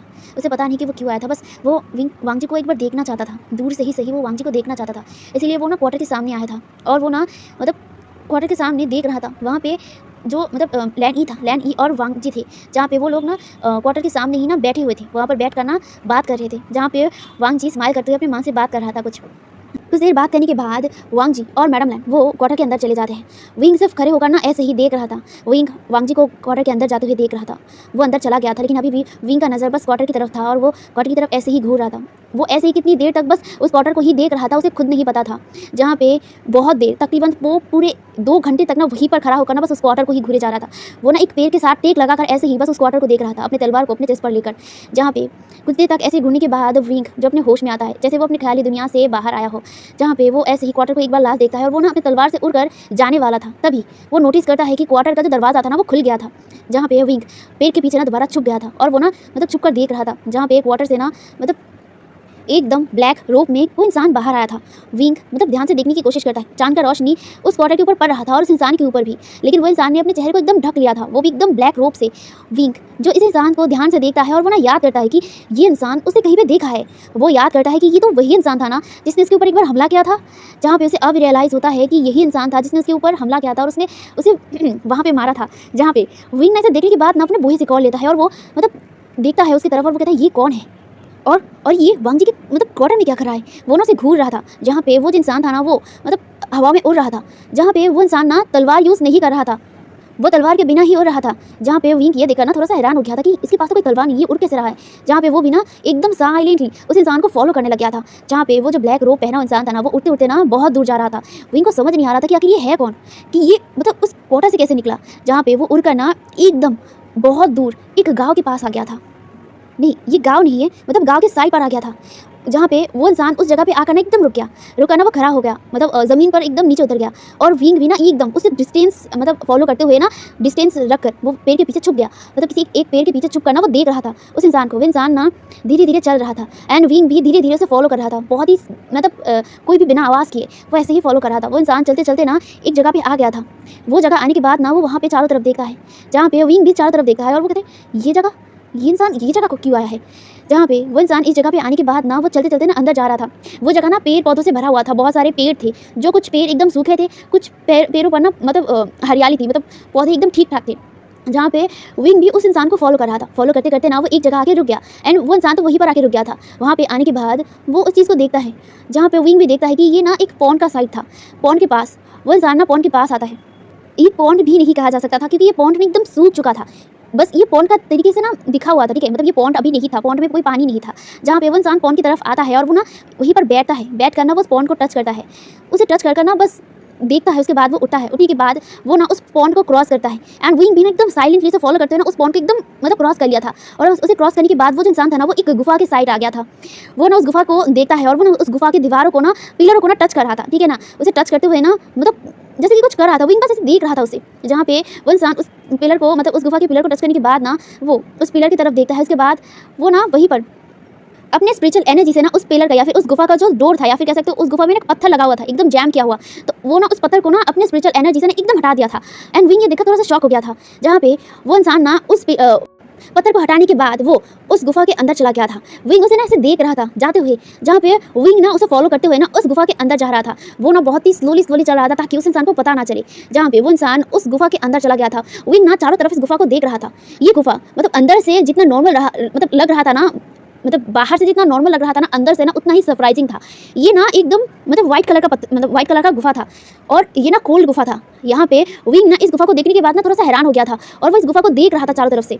इस गुफा को ना मतलब इस गुफा में ना थोड़ा सा ठंड था। विंग ना अपने मतलब बाजू को पकड़ लिया था, क्योंकि यहाँ पे बहुत ज़्यादा ठंड था। जहाँ पे वो चल रहा था उस आदमी के पीछे पीछे, उस इंसान के पीछे पीछे, जहाँ पे वो इंसान एक जगह पे आकर ना रुक गया था एंड विंग भी ना रुक गया था। वो ना एक मतलब पत्थर के पीछे ना एकदम छुप गया था और वो ना छुप कर उस इंसान को देख रहा था। वो इंसान जो अभी ब्लैक रोब से ना अपने मुंह को ढका हुआ था ना, वो अपना जो मुंह का जो मतलब कपड़ा था उसे हटा दिया था। हटाने के बाद वो चारों तरफ देखता है एंड तब जाके विंग ने उस इंसान का फेस देखा था। वो ना एकदम शॉक हो गया था और वो कहता है लंजा। जी हाँ, वो लंजा था। जहाँ पे विंग सोच रहा था लंजा और यहाँ क्यों आया है। जहाँ पे लंजा ने अपने फेस के मास्क को हटाने के बाद वो चारों तरफ देखता है। उसके बाद वो ना एक सीट पर आकर ना बैठ गया था। वहाँ पे आने के बाद वो वही पढ़ना एकदम मेडिटेशन पोजीशन पर बैठ गया था। कुछ देर तक ऐसे ही मेडिटेशन करने के बाद वो अपने आंखों को खोलता है। उसके बाद वो कहता है लैन ई, आप कहाँ हैं? मैं आपसे बात करना चाहता हूँ, प्लीज़ आप मेरे सामने प्रकट हुई है, लैन ई। ये कहकर ना वांग जी चारों तरफ देखता है। कुछ देर बाद उस जगह पे ना एक मैजिकल चीज़ होने लगा था, एक जगह पर रोशनी आने लगा था। वांग जी उस तरफ देख रहा था, इनफैक्ट विंग भी देख रहा था, वो भी छुप कर। जहाँ पे वहाँ पर ना रोशनी से ना एक वुमेन बाहर आती है। वांग जी उस वुमेन को देखकर वो खड़ा हो गया था और वो वहीं पर अपने घुटनों पर बैठकर वो करता है और वो कहता है महारानी लैन ई, मेरा प्रणाम। जहाँ पे ये सुनने के बाद महारानी लैन ई मतलब वांग जी की तरफ देखता है और वो वांग जी के सिर पर हाथ फेरते हुए कहता है, मतलब हाथ रखते हुए कहता है वांग जी तुम। जहाँ पे वांग जी नोट करता है और वो कहता है हाँ महारानी, मुझे आपसे कुछ बात करना था। जहाँ पे ये सुनने के बाद जो लैन ई कहता है तुम मुझसे बात करने के लिए इस गुफा में आए हो, वो भी इतने सालों बाद। जहाँ पे जो वांग जी नोट करता है वो कहता है हाँ। जहाँ पे जो मतलब वांग जी कहता है महारानी मुझे आपको कुछ देना है। जहाँ पे ये सुनने के बाद महारानी लैन ई कहती है क्या देना है तुम्हें। जहाँ पे जो वांग जी अपने आंखों को बंद करता है और वो अपनी गुचीन को समन करता है एंड तुरंत ही वो गुचीन उसके हाथ में आ जाता है एंड विंग भी सब देख रहा था। जहाँ पे जो मतलब वांग जी उस गुचीन को मैडम मतलब लैन ई की तरफ करता है और वो कहता है लैन ई, मैं चाहता हूँ कि आप इस गुचीन को अब खुद संभालें। जहाँ पे ये सुनने के बाद लैन ई वांग जी की तरफ देखता है, वो कहता है मैं क्यों संभालूँ, ये तो तुम्हारा है ना। जहाँ पे ये सुनने के बाद वांग जी कहता है नहीं, अब मुझे इसकी ज़रूरत नहीं है, मैंने ऑलरेडी इसको बहुत सालों से संभाल के रखा है। महारानी मुझे पता है कि आपने बहुत साल पहले ये गुचीन लैंड ब्लड लाइन्स को दे दिया था, उसे संभालने के लिए इसकी जिम्मेदारी दे दिया था और लैंड ब्लड लाइन ने बखूबी इस गुचीन को संभाल के रखा है। पर लैनी मैं आपको यही कहना चाहूँगा कि अब इसे संभालने के लिए कोई नहीं है। मैंने बहुत सालों तक इस गुचीन को संभाल के रखा है, बट अब मैं इसे संभाल नहीं सकता हूँ। मेरा अब कोई भी लैंड क्लैन नहीं है और रही बात, अब लैंड ब्लड लाइन भी ज़्यादा जिंदा नहीं है। महारानी आपको तो सब कुछ पता है कि क्या हुआ है मेरे साथ और मेरे परिवार के साथ। अब मेरे जितने भी परिवार जिंदा है वो लोग अब इस गुचीन को संभालने के लिए काबिल नहीं है, उनके पास अब स्पिरिचुअल एनर्जी भी नहीं है और मेरे पास सिर्फ गोल्डन कोर है और उससे मैं अब इस गुचीन को संभाल नहीं सकता हूँ। और वैसे भी इस गुचिंग के पीछे बहुत सारे लोग हैं, तो बहुत सारे लोग अब मेरे परिवार को हार्म कर सकता है इस गुचिंग के लिए। अब मैं नहीं चाहता, ऑलरेडी मैंने अपने क्लैन और अपने पूरे क्लैन के लोगों को खो दिया है। अब मैं नहीं चाहता हूँ और भी किसी को खोना जिसे मैंने बहुत सालों बाद अपने पास पाया है। महारानी, मैं आपसे रिक्वेस्ट करता हूँ कि आप इस गुचिंग को वापस ले लीजिए।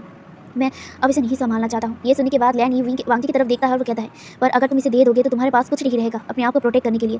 जहाँ ये सुनने के बाद वांगी स्माइल करता है, वो कहता है, वैसे भी अब मेरे ऊपर कोई हमला करेगा भी नहीं और मैं इतना काबिल तो हूँ कि मैं अपने आप को संभाल पाऊंगा इस गुचिंग के अलावा। और वैसे भी मैं एक स्ट्रॉन्ग ओमेगा हूँ। इस गुचिंग के अलावा भी मैं एक स्ट्रॉन्ग ओमेगा था। हालांकि मैंने इस गुचिंग को अपने गोल्डन कोड के साथ कनेक्ट किया था, लेकिन मैं इसे अपने गोल्डन कोड से डिस्कनेक्ट भी कर चुका हूँ।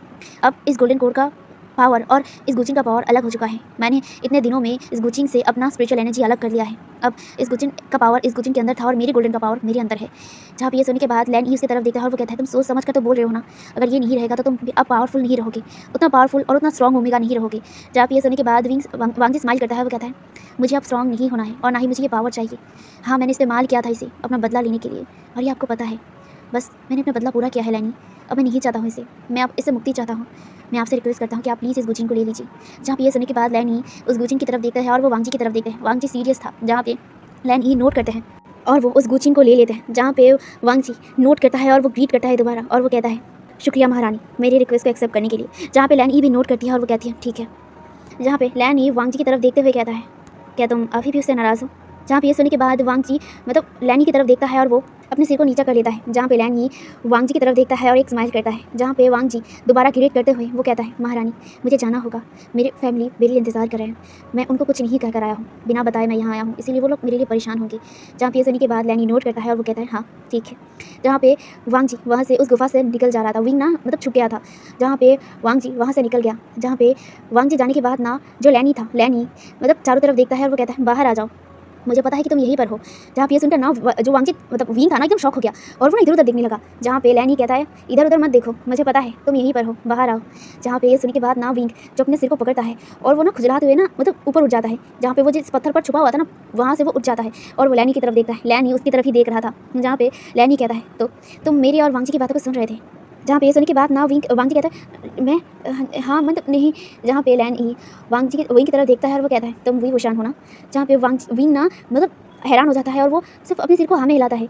जहाँ पे जो लैनी था, लैनी नोट करता है और वो कहता है, तो तुम यहाँ क्यों आए हो? जहाँ पे जो विंग था, विंग कहता है, मैं उसे फॉलो करके आया हूँ। जहाँ पे जो लैनी था, लैनी नोट करता है, वो कहता है, वो तो मुझे पता है कि तुम उसे फॉलो करके आए हो, पर क्यों आए हो? जहाँ पे जो विंग था, विंग कहता है, वो मैं देखना चाहता था कि वो यहाँ क्यों क्या कर रहा है। जहाँ पे विंग की बातों को सुनकर ना लैनी नोट करता है, वो कहता है, तो तुमने देख ही लिया है कि उसने मुझे उसका गुचिंग दे दिया है। जहाँ पे विंग नोट करता है, जहाँ पे लैनी कहता है, उसने मुझे अपना गुचिंग दे दिया है, अब उसके पास उतना पावर नहीं है, वो अब एक नॉर्मल ओमेगा है। हाँ, वो अपना फाइटिंग स्किल जानता है, लेकिन वो अब एक नॉर्मल ओमेगा है। उसके पास स्पिरिचुअल एनर्जी रहने के बाद भी वो एक वैसा ओमेगा बन चुका है जिसके पास अब इस महाशक्तिशाली गुचिंग का पावर नहीं है। उसे प्रोटेक्ट करना विंग। मुझे पता है जो भी हुआ है इसमें तुम्हारी कोई गलती नहीं है और अपने आप को दोष देना भी बंद करो। और हाँ, एक बार कोशिश करो उसे समझाने की, बस वो थोड़ा सा नाराज़ है तुमसे। ये सुनने के बाद विंग लैनी की तरफ देखती है। लैनी स्माइल करती है और वो कहती है, तुम्हें जाना चाहिए उसके पीछे, वो अकेला है। जब ये सुनने के बाद विंग नोट करता है और वो लैनी को बो करता है और वो वहाँ से चला जाता है। लैनी विंग को जाते हुए देख रहा था, उनके चेहरे पर स्माइल था और वो स्माइल करते हुए कहता है, तुम दोनों एक दूसरे के फेट हो, तुम्हें मिलना होगा। ये कहकर ना वो वहाँ से एकदम गायब हो जाती है। असल में ये कोल पॉन्ड था, यानी कि लैंड क्लैन का कोल पॉन्ड। लैंड क्लैन तो नहीं रहा है, वो जगह एकदम खाली ज़मीन की तरह बन गया है। वहाँ पे से पेड़ पौधे थे, कुछ सूखे पेड़ पत्तियों थे और कुछ हरियाली भी थी। एंड कोल गुफा अभी भी था, क्योंकि कोल गुफा को मतलब जो सुरक्षा है ना वो लैंड ई करती थी। तो यहाँ पे वांगजी ने अपना जो गुचिंग था, जो इतने सालों तक उसने अपने साथ रखा था, उसे अब लैंड ई को सौंप दिया था। एंड वांगजी मतलब लैंड ई से कॉन्टैक्ट भी किया था। इस गुचिंग को कंट्रोल करने के टाइम पर उसने एक बार लैंड ई से बात कर पाया था, इस मतलब गुचिंग के बारे में, सिर्फ एक बार। जहाँ पे वो अब लैंड ई को वही चीज़ जो उसका कभी था नहीं उसे वापस कर दिया था। वो अब इस चीज़ से तंग आ चुका था। लोग लालच करते हुए उसके पीछे दोबारा गुचिंग को हासिल करने के लिए उसके पीछे आएंगे, इसीलिए वो ये सब कुछ नहीं चाहता है। इसीलिए उसने ये गुचिंग लैंड ई को सौंप दिया था, जिसके पास पहले था उसके पास दोबारा वापस कर दिया है। वो वहाँ से निकल गया था। निकलने के बाद वो वहाँ से पैदल ही जा रहा था, क्योंकि वो गुचिंग की पावर की मतलब वजह से उड़ कर आया था, लेकिन अब वो पैदल जा रहा था क्योंकि उसने एक गलती कर दिया था। वो तलवार को छोड़ कर आ गया था। हमेशा वो तलवार लेकर आता है, लेकिन आज वो तलवार लेकर नहीं आया था, इसीलिए वो अब पैदल ही चल के जाएगा। उसके पास कोई रास्ता नहीं था, इसीलिए वो चल के जा रहा था। दूसरी तरफ विंग भी वहाँ से निकल गया था। विंग के पास कौस तलवार था और वो ना वांगजी को ढूंढ रहा था। वांगजी नहीं मिल रहा था, तो विंग थोड़ा सा परेशान हो गया था कि वांगजी कहाँ गया। जहाँ पे वो ऐसे ही ना सीधा चल रहा था, तभी उसे नज़र में वांगजी आया। वांगजी जो चल रहा था एकदम मतलब सिंपल ही चल रहा था, वो उड़ नहीं रहा था। जहाँ पे वांग जी मतलब वांग जी कैसे देखकर विंग थोड़ा सा रिलीफ फील करता है और वो ना उसके पीछे पीछे जाने लगता है, लेकिन वो उससे दूर था ताकि वांग जी उसे ना देख पाए। जहाँ पे जो वांग जी था, वांग जी चल रहा था एंड वांग जी को पता नहीं क्यों अभी रियलाइज हो रहा था कि कोई उसे फॉलो कर रहा है। वांग जी सीधा चल रहा था, लेकिन उसे फील हो गया था कि कोई उसे फॉलो कर रहा है। वांग जी ना कुछ देर बाद ना रुक रहा था एंड विंग ये नोटिस कर रहा था। विंग ना एकदम चुपचाप चल रहा था और चुपचाप एकदम फॉलो कर रहा था। विंग नहीं चाहता था कि वांग जी मतलब रियलाइज कर ले या फिर फील कर ले कि कोई उसे फॉलो कर रहा है। जहाँ पे वांग जी जब कॉस एक अच्छा कल्टीवेटर था, गुचिन तो उसका सिर्फ थोड़ा सा मतलब पावर सोर्स था, लेकिन उसके पास उसका गोल्डन कोड तो है ना, ऑफकोर्स वो फील कर सकता था कि कोई आसपास तो जरूर है। वांग जी जो अब थोड़ा सा घबरा भी रहा था, क्योंकि ऑफकोर्स उसके पास मतलब लड़ने के लिए कुछ नहीं है। तलवार तो वो गधे जैसा छोड़ कर आ गया था, वो भी अपने कमरे पर, एंड उसके हाथ में कुछ नहीं है खुद को बचाव करने का। उसके दिमाग में ये नहीं आया था कि उसे तलवार लेके आना चाहिए था। उसके पास गुचिन था, मतलब उसने सोच लिया था कि वो गुचिन के अगर कोई आएगा उसे हमला करने के लिए तो वो अपने पावर से उसे मतलब सबक सिखाएगा, लेकिन अभी उसके पास तलवार नहीं था एंड वो ना थोड़ा सा घबरा रहा था और वो ना अपने मन को शांत कर रहा था। वो अपने मन को कह रहा था कि कुछ नहीं होगा, कोई नहीं है, तो ये तेरा बहम हो सकता है, लेकिन उसके मन को भी पता है कि कोई से फॉलो कर रहा है। वांग जी ने इतने दिनों तक गुचिन को अपने गोल्डन कोड से अलग करने का प्रोसेस कर रहा था। इस वजह से वो ना ज़्यादा से ज़्यादा बाहर नहीं जाता था। वो अपने कमरे पर बैठकर बस गुचिन को अपने गोल्डन कोड से मतलब अलग करने की कोशिश कर रहा था। फाइनली 2 मतलब महीने बाद जाके वो इसे कंप्लीट कर पाया। बस अब वो मौका ढूंढ रहा था कि वो गुचिन को लेकर एक बार लैनी के पास जाए और उसे वो सौंप दे। एंड फाइनली उसे आज मौका मिल गया था, क्योंकि आज सब लोग सो गए थे खाने के बाद एंड वांग जी नहीं चाहता था कि वो गुचिन के बारे में अभी कुछ भी कहे। हालांकि उसके मदर और मतलब भाई ने पूछा था गुचिन के बारे में एंड गुचिन को वो अब क्या करेगा ये भी पूछा था, तो वांग जी ने कह दिया था कि वो उसके साथ रहेगा, गुचिन उसके साथ रहेगा और अब गुचिन उसका मतलब गोल्डन कोड का हिस्सा बन गया है। अब वो गुचिन को कंट्रोल कर सकता है, इसीलिए वो उसके साथ रहेगा। उसने बस ये कह दिया था, लेकिन उसका तो दिमाग में और चल रहा था कि वो गुचिन को मतलब वापस कर देगा एंड वही करने के लिए वो आज मतलब लैन ई के पास गया था। खैर अब उसने तो गलती कर दिया कि वो अपना तलवार नहीं लाया था, इसीलिए वो प्रे कर रहा था कि उसके साथ अब कोई गलत ना हो जाए।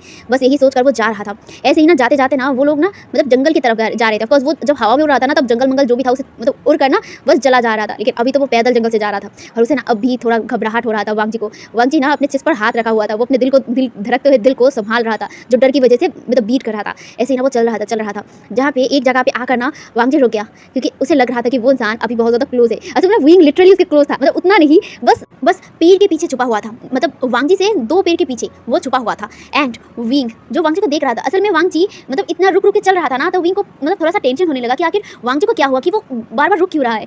उसके दिमाग में ये नहीं आ रहा है कि वांग जी को फील हो गया है कि वो किसी को फॉलो कर रहा है। उसे तो ये फिक्र हो रहा था कि वांग जी को शायद कोई प्रॉब्लम हो गया, इसलिए वो ना 2 पेड़ के पीछे मतलब आ गया और वो ना देखने लगा वांग जी को सिर से लेकर पैर तक कि उसे कोई चोट वोट तो नहीं लगा। लेकिन विंग को क्या पता कि वांग जी को रियलाइज हो चुका है कि कोई इसे फॉलो कर रहा है। जहाँ पे वांग जी जो ये फील करने के बाद कि कोई इंसान उसके बहुत ज़्यादा करीब आ गया है, वांग जी डर गया। वांग जी अब बिना सोचे समझे अपने हांफू को दोनों हाथों में पकड़ता है, मतलब वो ब्लैक रोब जो उसने पहना था ना उसे पकड़ता है और वो ना दौड़ लगा दिया था। वांग जी को दौड़ लगाते हुए देखा ना विंग हो गया था शॉक और वो कहता है ये दौड़ क्यों रहा है। जहाँ पे जो विंग था ना, विंग भी दौड़ने लगा, मतलब दौड़ने नहीं भागने लगा, क्योंकि वो ना मतलब वांग जी को देखकर, वांग जी को दौड़ते हुए देखकर उसे लग रहा था कि वांग जी को कोई प्रॉब्लम है या फिर वांग जी मुसीबत में, इसीलिए वो दौड़ कर जा रहा था, वो भी वांग जी के करीब। एंड वांग जी जो ऑफ कोर्स अंधेरे का टाइम था और चांद का रोशनी ना जंगल के उतने अंदर नहीं आ रहा था, बस पेड़ पौधे की जो मतलब साए थे ना वही था एंड उसमें ना इंसान का फेस भी ठीक से नहीं देख जाया जा सकता था। जहाँ पे विंग ना मतलब वांग जी के पीछे दौड़ रहा था और वांग जी मतलब और भी ज़्यादा उस इंसान से पीछा छुड़ाने के लिए दौड़ रहा था। विंग एक योद्धा है एंड ऑफ कोर्स वो एक अल्फा भी है, तो वो बहुत ज़्यादा ट्रेनिंग कर चुका है, तो दौड़ने में वो एक ओमेगा से तो बहुत बेहतर ही होगा। एंड वांग जी के पास अब इतना पावर नहीं है कि वो तेज़ी से दौड़ पाए, बस जितना पावर था उसके अंदर वो उतनी तेज़ी से दौड़ रहा था। जहाँ पे विंग ना एकदम वांग जी के बहुत करीब आ गया, क्योंकि ऑफ कोर्स विंग एक अल्फा था, तो उसकी स्पीड मतलब उसका जो स्पीड था वो वांग जी से ज़्यादा होगा, तो वो ना एकदम वांग जी के करीब आ गया था और वो ना वांग जी को पकड़ लिया था। एंड वांग जी ना इससे डर गया, वो लिटरली डर गया और वो ना डरते हुए कहता, कौन हो तुम? हाँ देखो मैं तुम्हें मार डालूंगा, मुझे छोड़ो, तुम्हारी हिम्मत कैसे हुई मुझे छूने की। जहाँ पे वांग जी को ऐसे करते हुए देखकर विंग थोड़ा हैरान हो गया था और वो ना मतलब लो टोन में कहता है, क्या हुआ लंजा, तुम डरे क्यों हो? कौन है? क्या हुआ है तुम्हें? तुम ठीक तो हो ना? ये आवाज़ सुनकर ना वांग जी जितना पैनिक कर रहा था और इतना चिल्ला रहा था ना, वो एकदम शांत हो गया। और वो शांत हो गया ना, और वो ना इतना ज़्यादा स्ट्रगल कर रहा था उस इंसान से छुटने की, तो वो ना एकदम अपना स्ट्रगल रोक दिया और वो ना अपने कानों पर ना मतलब यकीन नहीं कर पा रहा था कि ये कौन था। ये आवाज़ ऑफकोर्स ये आवाज़ वो जानता है और वो ना एकदम शांत हो गया ना, तो विंग को ना दोबारा टेंशन होने लगा और वो कहता है, क्या हुआ लंजा, तुम ठीक तो हो ना? तुम भाग क्यों रहे थे? तुम क्या हुआ, तुम्हारे पैर पर कुछ प्रॉब्लम है क्या? जहाँ पे वांग जी जो अब ना मतलब एकदम पीछे घूमकर ना विंग की तरफ देखता है। विंग भी एकदम कंफ्यूजिंगली वांग जी को दिख रहा था। ऑफकोर्स वांग जी विंग से एकदम हाइट में छोटा था, तो और विंग ऑफकोर्स हाइट में बड़ा था वांग जी से एंड डोले शोले भी थे उसके, तो विंग ने ना एकदम वांग जी को ना अपने बाहों में जकड़ लिया था। जहाँ पे विंग को वांग जी देख रहा था, वो भी घूर कर। जहाँ पे वांग जी को घूरते हुए देखकर विंग वो ना एकदम वांग जी से थोड़ा अलग हो जाता है, मतलब वो जैसे उसे जकड़ के रखा था ना वो एकदम अलग हो जाता है। जहाँ पे वो कहता है, लंजा तो तुम ठीक तो हो ना? जहाँ पे वांग जी विंग की तरफ देखता है ना और अपने हाथों को एकदम क्रॉस कर लेता है और उसे सिर से लेकर पैर तक घूरते हुए कहता है, तुम यहाँ क्या कर रहे हो? जहाँ पे वांग जी की बातों को सुनकर ना विंग कहता है मैं जो भी कर रहा हूँ, बट तुम यहाँ क्या कर रहे हो? और तुम ठीक तो हो ना? जहाँ पे वांग जी विंग की तरफ देखता है और वो कहता है मैं ठीक हूँ या नहीं, उससे तुम्हें क्या? और सबसे बड़ी बात ये है कि तुम यहाँ क्या करो इस जंगल में? जहाँ पे वांग जी की बातों को सुनकर विंग कहता है वो मैं ये क्या करना, वो कुछ कह नहीं पाता है। जहाँ पे वांग जी विंग की तरफ घूरता है और वो कहता है क्या तुम मुझे फॉलो कर रहे थे? जहाँ पे वांग जी की बातों को सुनकर विंग कुछ नहीं कहता, वो अपने सिर को नीचे कर लेता है। जहाँ पे वांग जी विंग की तरफ घूरता है वो कहता है मैंने कुछ पूछा है तुमसे? तुम मुझे पीछा कर रहे थे कब से? तुम मुझे फॉलो क्यों कर रहे थे? जहाँ पे वांग जी की बातों को सुनकर विंग कहता है वो ऐसे ही मैं फॉलो कर रहा था। जहाँ पे वांग जी विंग की बातों को काटते हुए कहता है देखो मैंने तुम्हें सीधी बात कहा है कि तुम मुझे आइंदा से कभी फॉलो मत करना और मुझे अकेला छोड़ दो, तुम क्यों मेरे पीछे पड़े हो? जहाँ पे वांग जी की बातों को सुनकर विंग वांग जी की तरफ देखता है वो कहता है क्यों क्यों मैं तुम्हारा पीछा छोड़ दूँ? मैं तुमसे प्यार करता हूँ रंजा। जहाँ पे विंग की बातों को काटते हुए उसके सामने अपना हाथ रखते हुए कहता है बस ये एक ही ढिंडोरा पिटना बंद करो, मैंने सीधी बात कहा है मेरा पीछा छोड़ दो और कभी भी मुझे फॉलो मत करना, मैं अकेला रहना चाहता हूँ अपने परिवार के साथ, प्लीज़ मुझे शांति से रहने दो। जहाँ पे ये सुनने के बाद विंग कहता है रंजा मुझे माफ़ कर दो, मैंने जो गलती किया है उसके लिए मैंने माफ़ी मांगा है और मुझे पता है कि गलती माफ़ी का लायक नहीं है, क्या मुझे एक बार मौका नहीं दे सकते हो तुम? जहाँ पे वांग जी विंग की तरफ देखता है और वो कहता है मौका? कैसा मौका दूँ मैं तुम्हें? मौका देने का कोई तो बात ही नहीं होता है और तुम्हारा और मेरा कुछ भी नहीं है, मैं तुमसे प्यार नहीं करता हूँ, मैंने सीधी बात तुम्हें उस दिन बता दिया है, तो तुम मुझे क्यों अप्रोच कर रहे हो? मैं तुमसे हाथ जोड़ता हूँ कि तुम मुझे छोड़ दो। और वैसे भी तुम्हारे पास ऑफ कोर्स तुम्हारा वाइफ है, तुम्हारा अगर तुम चाहो तो तुम इससे भी और भी बेहतर और सुंदर ओमेगा तुम्हारे लिए चुन सकते हो, तो तुम मेरे पीछे क्यों पड़े हो? और वैसे भी तुमने अपने लिए ओमेगा चूज़ किया है तो उसके साथ रहो। देखिए महाराज, मैं एक ही बात आपसे कहना चाहूँगा, मेरे पीछे आप अपना समय ज़ाया मत कीजिए। ये कहकर ना वो विंग के सामने बो करता है और वो कहता है महाराज आपका बहुत बहुत शुक्रिया, आपने मेरी माँ अंकल और भाई को बचाया है, मैं इसका एहसान कभी चुका नहीं पाऊंगा, बस इतना चाहूँगा कि आप अपने लाइफ में आपके ओमेगा के साथ खुश रहिए, शुक्रिया। ये कहकर ना वो एकदम वहाँ से चला जाता है, मतलब जाने लगता है। विंग सिर्फ वांग जी को जाते हुए देख रहा था, उसकी आंखों में आंसू थे, मोटे मोटे आंसू थे और वो रो रहा था, लिटरली वो सिसक भी रहा था क्योंकि पहली बार विंग किसी से प्यार किया है और वो इंसान उसे सिर्फ एक कोल्ड ग्लेयर दे रहा था, उसकी आंखों में कोई इमोशन नहीं थे। विंग वांग जी की आंखों में इमोशन नहीं देखा था, उसके लिए प्यार नहीं देखा था। क्या सच में वांग जी से कभी प्यार नहीं करेगा? क्या सच में वो कभी वांग जी को अपना लाइफ में नहीं पाएगा? क्या वो एज ओमेगा उसे अपना नहीं कर पाएगा? क्या उसने सब कुछ खो दिया? यही वो ना सोच रहा था और वो रो रहा था। वांग जी जब उसके आंखों के सामने ओझल हो गया ना, तब ना एकदम वो घुटनों पर बैठ गया था और वो रोने लगता है और वो कहता है क्यों क्यों क्यों मेरे साथ ही ऐसा होता है? क्यों जिससे प्यार किया वही मेरा नहीं हुआ? मेरे साथ ऐसा क्यों होता है ऊपर वाला? मैंने क्या किया था किसी का? अगर ऐसे ही मुझे पेन देना है गॉड तो मुझे ले जाओ, मैं नहीं जीना चाहता। ये क्या करना वो रोने लगता है। दूसरी तरफ हम वांग जी का देखते हैं। वांग जी वहाँ से जा रहा था लेकिन वो ना अपने बॉडी को ना एकदम हक कर लिया था, उसकी आंखों में भी आंसू थे। उसे पता नहीं क्यों अपने दिल में पेन हो रहा था। वो तो ये सब कुछ कहना चाहता था और ये तो सच है ना, वो तो विंग के लिए कोई फीलिंग नहीं रखता है, विंग को पसंद नहीं करता है, तो फिर आज क्यों उसे इतना पेन हो रहा है?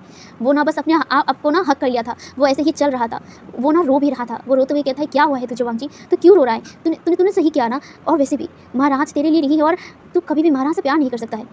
वो तेरे लिए दुश्मन थे। हाँ तू मानता है कि उसने तुझे हेल्प किया है, लेकिन फिर भी तू कभी भी उसे प्यार नहीं कर सकता है। तो भूल मत जा कि उसके ही फादर की वजह से तेरा क्लैन बर्बाद हो गया है। तो क्यों तू ऐसा सोच रहा है? अपने दिमाग को शांत करो और ऐसा मत सोच। मैं कुछ भी फील नहीं करता हूँ, बस मैं कुछ भी फील नहीं करता हूँ। ये कहकर ना वो जाने लगता है, लेकिन उसकी आंखों से आंसू गिरना बंद नहीं होते हैं। उसे पता नहीं अपने दिल में पेन हो रहा था, उसे क्यों विंग का फेस देखकर अपने दिल में पेन होता है। वही वो ना यही सब कुछ सोच करना जा रहा था, लेकिन उसे रियलाइज़ नहीं हो रहा था कि कोई इस बार फॉलो कर रहा था। नहीं, ये विंग नहीं है, कुछ अल्फाज थे जो उसे फॉलो कर रहा था। एंड वांग जी ने ना एक और ब्लंडर कर दिया था। उसने जैसे अपना तलवार नहीं लिया था, ठीक वैसे ही अपने गले पर कॉलर भी नहीं पहना था। दैट्स रीज़न उसकी जो फेरोमोन्स थे वो रिलीज़ हो रहे थे। उसके फेरोमोन्स से समझ आ रहा था एंड वो उसका जो फेरोमोन्स था ना वो रिलीज़ हो रहा था। एंड वांग जी को ये रियलाइज़ तक नहीं हुआ था, वो ऐसे ही चल रहा था और उसके पीछे पीछे अल्फाज चल रहे थे। वो तकरीबन 4 अल्फाज थे जो वांग जी के पीछे जा रहे थे एंड वांग जी के फेरोमोन्स से अट्रैक्ट हो रहे थे। वो जंगल ना बहुत बड़ा था, क्योंकि एक तो लैंड क्लैन मतलब पहले लैंड क्लैन के बीच में मतलब जंगल नहीं था, वहाँ पे एक पॉन्ड था एंड साफ सुथरा रास्ता था। लेकिन अब कई साल से यहाँ पे ना एकदम जंगल जैसा बन गया था, तो ये ना बिल्कुल एकदम सुनसान था जहाँ पे वांग जी चल रहा था। वांग जी तो अपने धुन में मगन था। दूसरी तरफ जो अल्फाज थे, अल्फाज धीरे धीरे वांग जी के करीब आ गए थे, जहाँ पे वांग जी अभी तक रियलाइज़ नहीं कर पाया था। जहाँ पे एक अल्फा एकदम वांग जी के पास आ गया और वो ना एकदम वांग जी के जो कमर था ना पकड़ लिया था। वांग जी एकदम जट पर उठा था, वांग जी डर गया और वो ना तुरंत ही पीछे मुड़ता है। जहाँ पे एक अल्फा था जो एकदम डेविल स्माइल कर रहा था और उसकी कमर को ना एकदम टाइटली पकड़ लिया था और बहुत ही गंदे तरीके से टच कर रहा था। वांग जी को बहुत ज़्यादा डिस्कस फील हो रहा था और वो ना गुस्से में उस अल्फा का जो हाथ है ना पकड़ता है और वो ना अपनी बॉडी से अलग करता है और वो गुस्से में कहता है तुम्हारा हिम्मत कैसे हुआ मुझे इस तरह से टच करने की। जहाँ पे वो अल्फा कहता है अरे ओमेगा इतना ज़्यादा भड़क क्यों रहे हो, तुमने तो हमें इन्वाइट किया है, अपने फेरोमोन से। ये सुनने की बात ना वांग जी जो तुरंत ही अपने नेक पर हाथ रखता है और उसे रियलाइज़ होता है कि उसने कॉलर भी नहीं पहना था, जहाँ पे वो उस अल्फा की तरफ देखता है और वो देखता है कि वहाँ पे और भी 3 अल्फा थे, टोटल 4 अल्फा, और वो बहुत ही गंदी नज़र से ना वांग जी की तरफ देख रहे थे। वांग जी जिसके पास बस अपने आप को बचाने के लिए कुछ नहीं था, जहाँ पे वो उन अल्फाज की तरफ देखता है और वो अपने मन को शांत करते हुए वो कहता है, देखो मुझे गुस्सा मत दिलाओ वरना तुम लोगों का खैर नहीं, मुझे कोई कमज़ोर ओमेगा मत समझो। जब ये सुनने के बाद दूसरा जो अल्फा था ना वो डायरेक्ट वांग जी की हाथों को पकड़ लेता है, वो भी बहुत ही गंदे तरीके से उसके हाथ को सहला रहा था बहुत ही गंदे तरीके से, और वो कहता है, ओह ब्यूटीफुल ओमेगा, तुम बहुत ज़्यादा खूबसूरत हो और अकेली इस जंगल में क्या कर रहे हो? वैसे तुम दिखने में बहुत ज़्यादा खूबसूरत हो, तुम्हें टीज़ करने में बहुत ज़्यादा अच्छा लगेगा। ये कहकर ना वो चारों अल्फाज ना हंसने लगते हैं। वांग जी गुस्से में उन चारों की तरफ देखता है और वो अपने हाथ को छुड़ाते हुए कहता है, तुम लोगों की हिम्मत कैसे हुई मुझसे इस तरह से बात करने की, यू डिस्गस्टिंग अल्फाज। जहाँ पे ये सुनने के बाद वो अल्फाज कहते हैं, तुम बोलते हुए भी कितना ज़्यादा खूबसूरत लगते हो, बहुत ज़्यादा हॉट हो, तुम तो मेरे बेड में बहुत ज़्यादा हॉट लगने वाले हो। ये कहकर ना वो वांग जी के शोल्डर से लेकर वांग जी के जो बैक था ना उसकी तरफ टच करने लगता है। वांग जी उन अल्फाज का हाथ हटाने की कोशिश कर रहा था, एंड ऑफ कोर्स वो एक ओमेगा था एंड अभी उसके पास वो पावर नहीं था जो पावर पहले रहा करता था, इसीलिए वो अभी के लिए कमज़ोर था। जहाँ पे वांग जी गुस्से में ना उस अल्फा को जो उसके बैक को टच करने की कोशिश कर रहा था ना उसके चेहरे पर एक कस के थप्पड़ लगाता है, एंड वो अल्फा ना थोड़ा सा दूर हट गया था और वो ना उसने अपने गालों को पकड़ लिया था। वांग जी गुस्से में कहता है, मुझे टच मत करो। जहाँ पे ये सुनने के बाद वो सारे अल्फाज ना गुस्से में भड़क गए थे और वो ना वांग जी की तरफ ना बहुत ही गुस्से में देख रहे थे। जहाँ पे एक अल्फा गुस्से में कहता है, ओह ओमेगा, बहुत ज़्यादा हिम्मत है ना तुम्हारे अंदर, आज तुम्हें टेस्ट करके तुम्हें अपना बेड वार्मर बना करना सारा जो हिम्मत है ना वो निकाल देंगे। ये कहकर ना वो तीनों अल्फाज मिलकर वांग जी को पकड़ लिया था एंड वांग जी उनसे छुड़ने की कोशिश कर रहा था। वो अपने आप को बेबस मन कर रहा था और ना अपने आप को ही कोस रहा था कि उसने क्यों अपना तलवार नहीं लाया। अगर उसके पास अभी तलवार होता ना तो वो इन अल्फाज को दिखा देता उसकी औकात। वो अपना बचने की कोशिश कर रहा था, उसे अब अपने आप को बचाना था और उसे डर लग रहा था। जहाँ पे जिस अल्फा को उसने थप्पड़ मारा था ना वो अल्फा ना एकदम वांग जी को वहीं पर एक जो पेड़ था ना वहाँ पर ना एकदम पिन कर दिया था, और वो ना गुस्से में वांग जी की तरफ देखता है और वो ना स्मक करते हुए वांग जी के चेहरे से लेकर वांग जी की नेक की तरफ टच कर रहा था। वांग जी को बहुत ज़्यादा गुस्सा हो रहा था और उसे डिस्गस्ट फील हो रहा था, वो उसको हटाना चाहता था। वांग जी की आंखों में आंसू भी आ गए थे, वो मन में प्रे कर रहा था कि कोई से हेल्प कर दे, लेकिन शायद किसी ने इसकी हेल्प सुन लिया था। वहाँ पर ना जो चारों जो अल्फाज थे ना उसकी जो नेक थी ना किसी ने जैसे पकड़ लिया था। चारों अल्फाज ना तुरंत ही अपने नेक को ना पकड़ लिया था और वो ना अपने नेक को जैसे किसी चीज़ से छुड़ाने की कोशिश कर रहा था। जहाँ पे एक डीप वॉइस चारों अल्फाज और वांग जी को भी सुनाई देता है, तुम लोगों का हिम्मत कैसे हुआ मेरे ओमेगा को टच करने की, कि अपने मौत को बुलावा देने आए हो तुम लोग। ये कहकर वो वहाँ पर यानी कि विंग आता है। विंग की डीप वॉइस होने के बाद वांग जी तुरंत ही अपने आंखों को जो इतनी देर से वो बंद करके रखा था, वो रो रहा था ना, वो तुरंत ही विंग की तरफ देखता है। विंग जो लिटरली इतना ज़्यादा गुस्से में था, उसकी चारों तरफ डार्क एनर्जी थी और उसका आइस ना एकदम रेड हो चुका था और वो बहुत ज़्यादा गुस्से में था और उसका फेरोमोन्स ही बता रहा था कि वो कितना ज़्यादा गुस्सा था। जहाँ पे वो चारों अल्फाज की तरफ देख रहा था, वांग जी जो विंग की तरफ देख रहा था, विंग सारे चारों अल्फाज की तरफ देख रहा था, वो ना अपने डार्क एनर्जी से उन चारों लोगों की जो गला था ना एकदम टाइटली पकड़ लिया था एंड वो लोग ना तरफ रहे थे, लिटरली वो लोग तरफ रहे थे। जहाँ पे वांग जी विंग की तरफ देखता है और वो अपने आप को ना एकदम हक कर लेता है। जहाँ पे जो विंग था, विंग उन चारों अल्फाज को देखते हुए कहता है, तुमने अपने मौत को बुलावा दे दिया था मेरे ओमेगा को टच करके, अब मरो। ये कहकर ना वो आखिरी बार अपनी जो डार्क एनर्जी उनके ऊपर हमला करता है एंड वो चारों अल्फाज वहीं पर एकदम गिर गए थे, वो मर चुके थे, वो लोग दम घुट कर मर चुके थे। जहाँ पे वांग जी विंग की तरफ देखता है, विंग अभी भी ना गुस्से में था, वो ना गुस्से में उन सारे अल्फाज की तरफ देख रहा था और चारों तरफ अभी भी उसका जो डार्क ऑरा था ना वो चारों तरफ स्मोक कर रहा था। विंग ना अभी शांत नहीं हुआ था क्योंकि उसे बहुत ज़्यादा गुस्सा आ रहा था, इसीलिए वो ना उन चारों अल्फाज के बॉडीज़ को ना हवा में उड़ा दिया था और वो ना उसकी बॉडीज़ पर उन चारों की बॉडीज़ पर ना कट लगाने लगा था। वो इतना ज़्यादा गुस्सा था ना, वो उनकी बॉडी पर कट लगाने लगा था और लिटरली उनकी बॉडी से खून निकल रहा था और वांग जी ये सब कुछ देख कर ना अपने आंखों को टाइटली बंद कर लिया था क्योंकि ये मंजर बहुत ज़्यादा ही डरावना था। जहाँ पे वांग जी बहुत ज़्यादा काँप भी रहा था, उसने अपनी बॉडी को ना बस अपने दोनों हाथों से हक कर लिया था। जहाँ पे जो विंग उन चारों बॉडीज़ को ना बहुत जगह जगह कट लगाता है, तब जाके उसे ना सुकून मिलता है और वो ना उन बॉडीज़ को ना एकदम दूर फेंक देता है और वो ना लंबी लंबी सांसें लेने लगता है, अपने आप को शांत करने की कोशिश कर रहा था। वो अपने आप को शांत करते हुए वो ना इधर उधर देखता है। उसके बाद वो वांग जी को ढूंढने लगता है। वांग जी जो पेड़ के साइड पर ना एकदम बैठ गया था और वो अपने आप को हक कर लिया था और अपने आंखों को बंद कर लिया था। विंग जब अपने आप को शांत करने के बाद वो धीरे धीरे वांग जी के पास जाता है, जहाँ पे वो वांग जी के पास आकर ना खड़ा हो गया था। वो वांग जी को देख रहा था, वांग जी ने अपने सिर को नीचा कर लिया था और बस अपने आप को हक कर लिया था। जहाँ पे वांग जी विंग वांग जी की तरफ खड़ा हुआ था ना और उसने बहुत ज़्यादा वांग जी के ऊपर गुस्सा भी आ रहा था। ऑफकोर्स यार ये लड़का खुद को समझता क्या है, ये लड़का उससे बिना बताए एकदम चला गया। उसके बाद उसे वो मुसीबत में पड़ा और वो खुद को प्रोटेक्ट भी नहीं कर पाया क्योंकि उसके पास तलवार नहीं था। वांग जी कैसे देखा ना, विंग को गुस्सा आ रहा था और वो ना वांग जी की तरफ देखता है और वो कहता है, वैसे तुम्हें किसी ने सिखाया नहीं है कि एक तलवार वेयर करना चाहिए, तुमने अपना तलवार कहाँ रख दिया था और वो लोग किस तरह से तुम्हें टच कर रहे थे, क्या तुम कुछ कर नहीं सकते थे। जहाँ पे वांग जी ना विंग की बातों को सुनता है और वांग जी रियलाइज़ भी करता है कि विंग बहुत ज़्यादा गुस्सा था क्योंकि उसके टोन में ही गुस्सा दिख रहा था, लेकिन वैसा गुस्सा नहीं था जैसा उस अल्फाज की तरफ देखकर वो गुस्सा कर रहा था। जहाँ पे जो वांग जी विंग की तरफ देखता है, जहाँ पे विंग अभी भी गुस्से में था और वो ना वांग जी की तरफ गुस्से में ही देख रहा था। जहाँ पे विंग कहता है, तुम खुद को समझते क्या हुआ? और तुमने कॉलर तक नहीं पहना है। हाँ, तुम एक अनमार्क्ड ओमेगा हो तो तुम्हारे दिमाग में ये सेंस नहीं है कि तुम्हें एक कॉलर पहनना चाहिए और एक तलवार अपने साथ मतलब रखना चाहिए। क्या समझ लिया था कि गुचिन का पावर है तो बस हो जाएगा, और किसी के साथ अगर कोई आई भी तुम्हें तंग करने के लिए या फिर कोई परेशान करने के लिए तो तुम अपने गुचिन के पावर से मार दोगे सबको। क्या हुआ? गुचिन को दे तो दिया तुमने लैनी को, और उसके बाद तुम आ भी गए, मेरी बात को बिना सुने तुम वहाँ से चले गए, और उसके बाद तुम ये यहाँ पे वो अल्फाज में टच कर रहे थे, तुम ये देख भी पा रहे थे जहाँ पे वो ना लिटरली वांगजी के ऊपर चिल्ला उठा था। वांगजी ये सब कुछ सुन रहा था एंड वांगजी खुद भी रियलाइज कर सकता था कि ऑफ कोर्स उसने गलती किया है, लेकिन उसे वांगजी की मतलब विंग की चिल्लाने की आवाज़ सुनकर ना उसे थोड़ा डर भी लग गया, क्योंकि वांगजी को कभी भी किसी ने ऐसे मतलब चिल्लाया नहीं था। उसकी माँ भी खुद भी कभी भी उसके ऊपर इतना चिल्लाया नहीं था जितना विंग वांगजी के ऊपर चिल्ला रहा था। जहाँ पे वांगजी जो विंग की तरफ देखता है और वो कहता है मुझे याद नहीं था तलवार के बारे में, मैं भूल गया था। जहाँ पे वो ना बहुत ही लो टोन में और अपने रोते वॉइस में कह रहा था। जहाँ पे जो विंग वांगजी की तरफ देखता है और वो ना अपने आप को शांत करता है, क्योंकि ऑफ कोर्स वो ना इतना ज़्यादा गुस्सा हो गया था, क्योंकि उसे ना याद आ रहा था किस तरह से वो अल्फाज वांगजी को टच कर रहे थे, वांगजी के बॉडी पर ऐसे हाथ रख रहे थे। वो अभी भी ना अपनी मुट्ठी को कस लिया था, वो ये सब कुछ भूलना चाहता था जो भी हुआ था, लेकिन वो भूल नहीं पा रहा था और उसके आंखों के सामने वही सब कुछ चल रहा था। तो उसे गुस्सा क्यों नहीं किया है उसको ओमेगा ऐसे, लेकिन अपने को कंट्रोल करता है और वो वांगजी की तरफ देखता है। वांगजी भी बैठा हुआ था और विंग खड़ा हुआ था, जहाँ पे विंग वांगजी के सामने बैठता है और वो उसे उठाता है, उसे शोल्डर को पकड़ कर उठाता है और वो एकदम उसे हक कर लेता है। वांगजी ने प्रोटेस्ट नहीं किया था क्योंकि उसे चाहिए था एक हक, क्योंकि ऑफकोर्स ये उसके साथ हुआ है तो ये उसके लिए बहुत ज़्यादा डिस्कस फीलिंग्स था, और वो ना विंग को एकदम हक कर लिया था। उसने भी विंग को हक कर लिया था, जहाँ पे विंग वांगजी के बैग को सहला रहा था और वो उसे शांत कर रहा था, क्योंकि वांगजी रो भी रहा था, वो सिसकियाँ ले रहा था। जहाँ पे विंग वांगजी को एकदम गोद में उठा लिया था और वो ना उसे टाइटली एकदम पकड़ के रखा था प्रोटेक्टिवली, एंड वांगजी ने भी कोई प्रोटेस्ट नहीं किया था। जहाँ पे वांगजी ने अपने दोनों हाथों को ना विंग के नेक पर रख दिया था और अपने फेस को भी विंग के नेक पर ही छुपा लिया था। विंग जो एक कामिंग फेरोमोन्स रिलीज कर रहा था, क्योंकि वांगजी कितना ज़्यादा डर गया था ना, वांगजी की फेरोमोन से विंग समझ गया था, इसीलिए वो अपना फेरोमोन्स रिलीज करता है कामिंग वाला। जहाँ पे वांगजी धीरे धीरे एकदम शांत हो गया था। वांगजी जो अब शांत होने के बाद ना विंग को देख रहा था, विंग सीधा देख रहा था और वांगजी बस विंग को देख रहा था। वांगजी विंग की तरफ देखते हुए कहता है, वैसे तुम मुझे फॉलो क्यों कर रहे थे? तुम्हें कैसे पता कि मैं लैनी के पास गया था और मैंने उनको गुचिन दिया था? जहाँ पे ये सुनने के बाद विंग वांगजी की तरफ देखता है और वो कहता है क्योंकि मैं तुम्हें फॉलो कर रहा था। जहाँ पे ये सुनने के बाद वांगजी कहता है क्यों तुम मुझे फॉलो क्यों कर रहे थे? जहाँ पे ये सुनने के बाद विंग वांगजी की तरफ देखता है और वो कहता है मैं तुम्हें देखने आया था और मैं तुम्हारे क्वार्टर में आया था, लेकिन तुम वहाँ से कहीं जा रहे थे। पहले मैं नहीं समझ पाया था कि वो तुम थी, एंड तुम्हें फॉलो करके जब मैं उस गुफा में आया तब जाके मैंने तुम्हारा फेस देखा। वैसे तुमने गुचिन वापस क्यों किया? जहाँ पे ये सुनने के बाद वांगजी चुप रहता है कुछ देर, उसके बाद कहता है क्योंकि मुझे अब उसकी ज़रूरत नहीं है। ऑलरेडी मैंने इसकी वजह से अपनी ग्रैंड को खो दिया है, मैं और कुछ नहीं खोना चाहता, इसीलिए मैंने जिसका ये असली हकदार है उनको ही मैंने वापस कर दिया।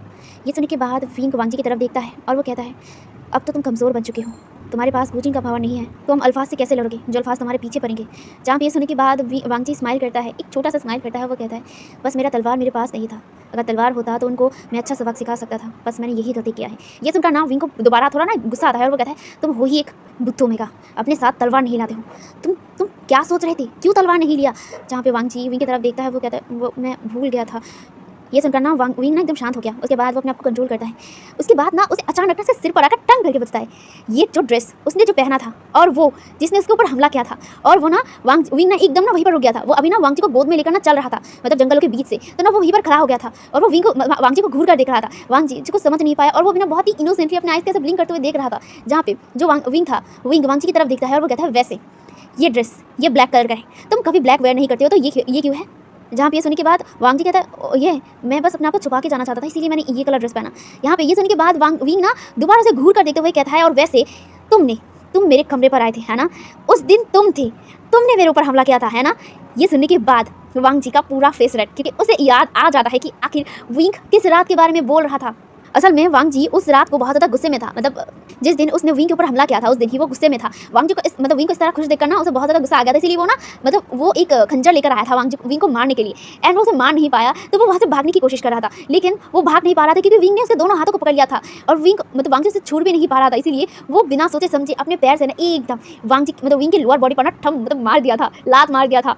एंड उसे याद आने के बाद उसका पूरा फेस एकदम रेड था और वो ना इधर उधर देख रहा था और वो क्या मैं ये क्या करना, वो इधर उधर देख रहा था, उसके पास कोई बोलने के लिए शब्द नहीं थे और विंग वांगजी को घूर कर देखता है और वो ना दोबारा चलना शुरू कर देता है और वो ना अपने जो गला था ना से साफ करता है, वो कहता है वैसे तुमने कोई और जगह नहीं मिला, सीधा वहाँ पे मारने की क्या ज़रूरत थी तुम्हें पता भी है मुझे कितना ज़्यादा पेन हुआ था, तुमने मुझे मारने के लिए आए हो वो भी खंजर लेकर, और मारने के टाइम पर भी तुम खंजर को अपनी क्या सोच कर तुमने मुझे खंजर से ना मार के वहाँ पे अपने लात से मारा। ये सुनने के बाद ना वांग जी ना विंग के मुंह पे हाथ रखता है और वो कहता है चुप रहो, ये सब बकवास बंद करो। जहाँ पे वांग जी का मुंह हाथ हटाते हुए कहता है क्यों क्यों ना कहो, जब तुम करते हुए शर्मा नहीं रहते तो मैं बोलने में क्यों शर्माऊं। तुम्हें पता है वो मेरा कितना प्रीशियस पार्ट था जिसके ऊपर तुमने मुझे लात मारा। जहाँ पे वांग जी ना अपने कानों को दोनों हाथों से पकड़ लेता है और वो कहता है ओ चुप रहो शेमलेस कहीं का, ये सब क्या कह रहे हो। जहाँ पे वांग जी को देखकर विंग ना अपने हंसी को रोक नहीं पाता है और वो उसे गोद में लेकर ही ना हंस रहा था, जोर जोर से हंसते हुए कहता है ये ओमेगा कितना बड़ा फूल है यार, लड़ाई के बीच में ये वहाँ पे मारता है। तुम खुद को योद्धा बोलते हो और युद्ध का लड़ाई ऐसा होता है। जहाँ पे वांग जी ना लिटरली अपने फेस को ना विंग के नेक पर रखते हुए कहता है अपने मुंह को बंद रखो और चुपचाप चलो यहाँ से। जहाँ पे ये सुनने के बाद विंग ना अपने आप को कंट्रोल करता है, अपने हंसी को कंट्रोल करता है और वो चलने लगता है। अब यहाँ से जंगल से बाहर आने के बाद विंग अपने तलवार पर उठते हुए वांग जी को लेकर वही क्वार्टर के पास आ गया था और वो उसे क्वार्टर के सामने खड़ा करता है। वांग जी जो विंग की गोद से उतरने के बाद वो अपने क्वार्टर की तरफ देखता है और वो विंग की तरफ देखता है। जहाँ पे विंग वांग जी की तरफ देख रहा था, वांग जी जो विंग की तरफ देखते हुए कहता है शुक्रिया आपका, ये कहकर ना वो वहाँ से जाने लगता है। ये देखा ना विंग ना वांग जी को रोकते हुए कहता है रुको। जहाँ पे वांग जी रुक गया और वो पीछे मुड़ता है। जहाँ पे वांग जी को देखकर विंग अपने रोप से एक चीज़ निकालता है और वो उस चीज़ को अपने हाथ में लेता है और वो उस चीज़ को देखता है। उसके बाद वो धीरे धीरे वांग जी के पास आता है और वो वांग जी के हाथ को लेता है और उस पर उस चीज़ को रखता है और वो कहता है ये तुम्हारे लिए, मैंने ये तुम्हारे लिए तब लिया था जब मैंने तुम्हें प्रपोज किया था, मैं उस टाइम तुम्हें ये नहीं दे पाया इसीलिए इस टाइम को दे रहा हूँ। ये कहकर ना वो उस चीज़ को उसके हाथ में रखकर ही ना अपने तलवार पर उड़कर वांग जी को कुछ बोलने का मौका बिना दिए वो वहाँ से चला जाता है। वांग जी अपने हाथ में देखता है, वो एक हेयर कॉम था, एक जो हेयर क्लिप होता है ना सिर पे लगाते हैं वही था। एंड ये एक बहुत ही सुंदर और रेड और ब्लू ऑर्नामेंट में लगा हुआ था एंड बहुत ज़्यादा सुंदर लग रहा था। ये जो हेयर कॉम था ना हेयर बैंड था, वो एक क्वीन हेयर क्लिप होता है ना वो था। एंड ये देखा ना वांग जी शॉक हो गया था, ये रानियों को पहनना पड़ता है। एंड वांग जी को ये पता है कि ये जो हेयर कॉम था ना बस रानी ही पहनता है, जो किंग का रानी होता है। एंड वांग जी ये देखकर शॉक था कि ये विंग वांग जी को क्यों दे रहा था। वांग जी उस चीज़ को घूरता है, उसके बाद उसे ना वो अपने रोप के अंदर रखता है और वो उस क्वार्टर के अंदर चला जाता है और वो अपने रूम पे जाकर ना सो जाता है, लेट जाता है और वो उस चीज़ को अपने हाथ में लेता है, वही हेयर क्लिप को अपने हाथ में लेता है और वो उसे देखने लगता है और वो ना पूरी रात तक इसे देखते हुए ही सो गया था। अब यहाँ से सीन कट होता है और हमें नेक्स्ट मॉर्निंग को दिखाया जाता है। नेक्स्ट मॉर्निंग विंग जो अपने सभा में था और उसका मूड थोड़ा बहुत अच्छा था, इसीलिए वो सभा में भी थोड़ा बहुत ना एकदम शांत था। हमेशा ही ना उसके चेहरे पर कोल्ड एक्सप्रेशन रहता था जब भी वो सभा में रहता था, लेकिन आज उसके चेहरे पर कोल्ड एक्सप्रेशन नहीं था, एकदम जेंटल एक्सप्रेशन था। जहाँ पे सब लोग ही ना महाराज का मूड देखकर ना वो लोग भी थोड़ा सा रिलैक्स थे। जहाँ पे वो सभा का काम करते हैं, तकरीबन शाम तक उनका सभा का काम चलता है एंड उसके बाद वांग जी अपने विंग अपने जो स्टडी रूम था ना वहाँ पे चला गया था। वहाँ पे जाने के बाद वो कुछ फाइल्स के काम कर रहा था और वो कल रात की बातों को याद भी कर रहा था और उसने उस कोम को भी वांग जी को दे दिया था। वो ना रात को ठीक से सो भी नहीं पाया था विंग के वांग जी की सोच को लेकर। वांग जी को चेहरा किस तरह से रेड हो गया था, उसका क्यूट फेस और क्या क्या हुआ ये सब कुछ वो याद कर रहा था।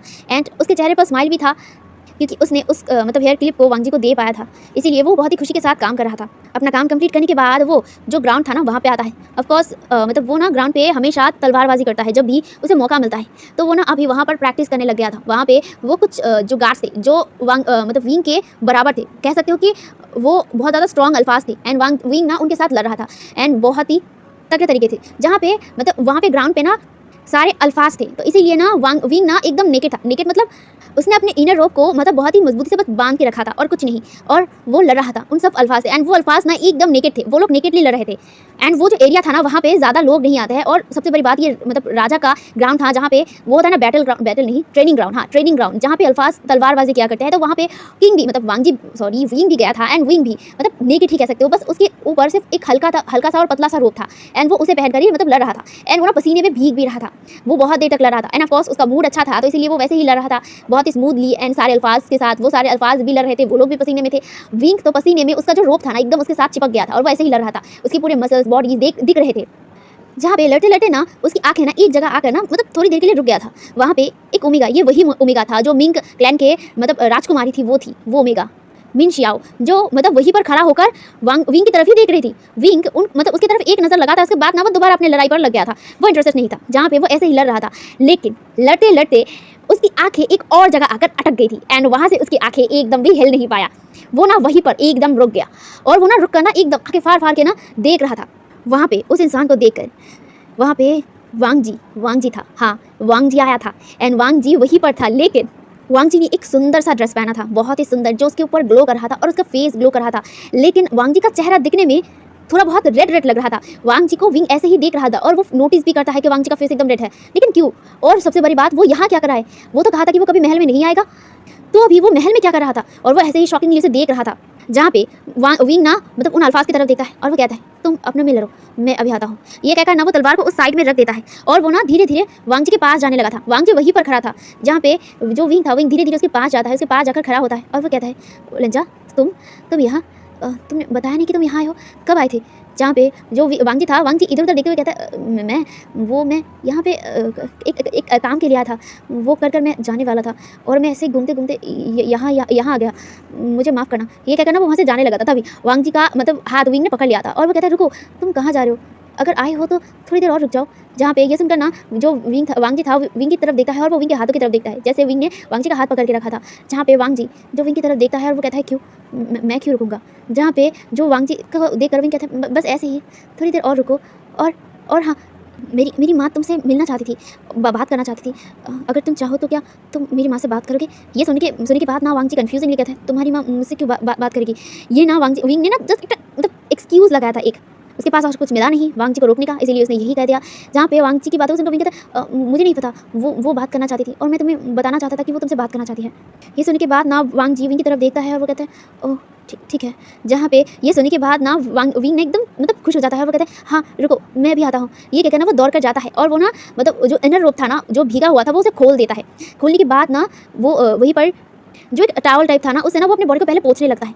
यहाँ पे दो तरफ से नज़र विंग की तरफ था, जहाँ पे वांग जी भी विंग को घूर घूर के देख रहा था और दूसरी तरफ वो जो मतलब वो ओमेगा थी ना विंग शिया, वो भी घूर घूर के वांग जी मतलब विंग को ही देखे जा रहा था। विंग जो ऑफकोर्स अपने धुन में मगन था, वो अपने मतलब बॉडी को पोंछने के बाद वो अपने रोप को ठीक से पहनता है और वो पहन करना मतलब जल्दबाजी में उसने पहना था ना, वो जल्दबाजी में पहन करना एकदम वांग जी के सामने दौड़ कर रहा था और वो कहते चलो। जहाँ पे ये देखने के बाद ना वांग जी वहीं पर खड़ा था और वांग जी विंग को मतलब देख रहा था विंग की तरफ। जहाँ पे विंग कन्फ्यूजनली वांग जी की तरफ देखते हुए कहते हाँ क्या हुआ? जहाँ पे जो वांग जी था, वांग जी थोड़ा सा हेजिटेट कर रहा था, लेकिन वो अपने आप को कंट्रोल करते हुए धीरे धीरे विंग के पास आता है और वो अपना हाथ को विंग की चेस्ट पर रखता है। विंग को कुछ समझ नहीं है और वो थोड़ा सा हैरान भी था। जहाँ पे वो मतलब वांग जी विंग के जो रोप थे ना उसे ठीक करता है, उसे फिक्स करता है, क्योंकि विंग ना जल्दबाजी में अपने कपड़े पहनने के चक्कर में ना उसने ना अपने चेस्ट पर ना ठीक से कपड़ा लगा ही नहीं था, जहाँ पे इसका चेस्ट दिख भी रहा था। जहाँ पे वांग जी विंग के जो मतलब रोप थे ना उसे फिक्स करते हुए कहता है अब ठीक हो।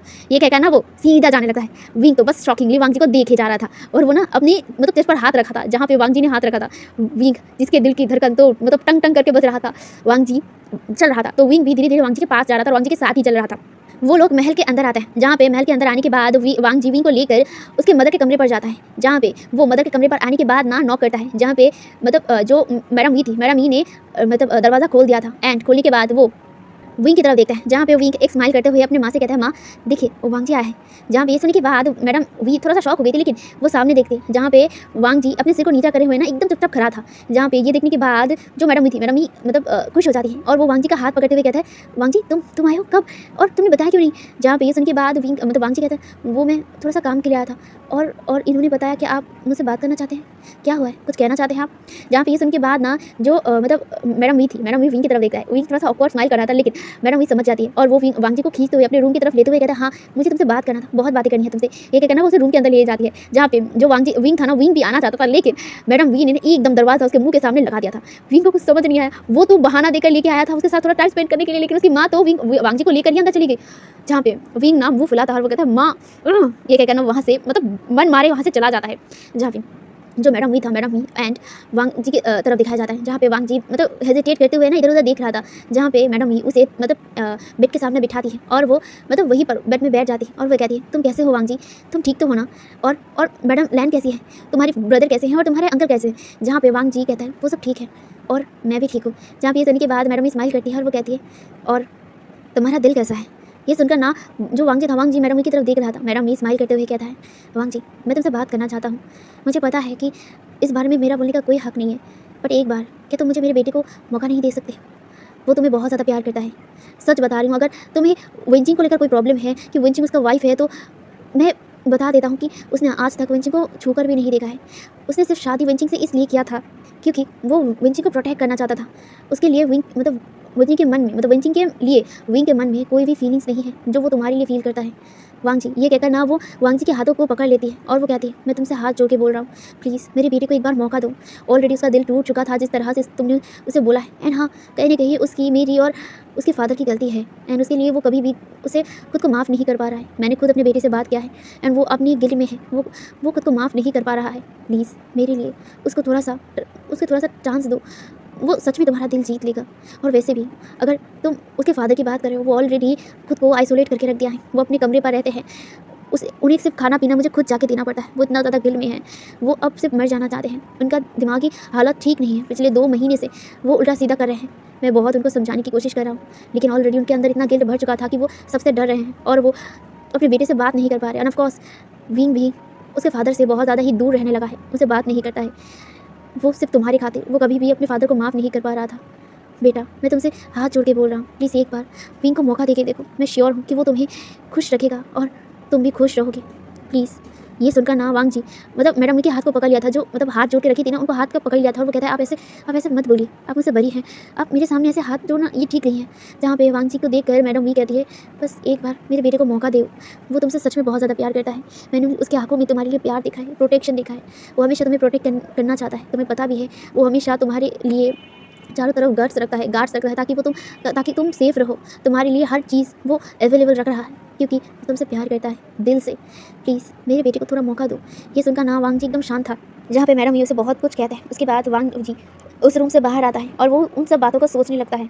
वो सोचते हुए चल रहा था, उसको ध्यान भी नहीं था कि सामने विंग खड़ा था।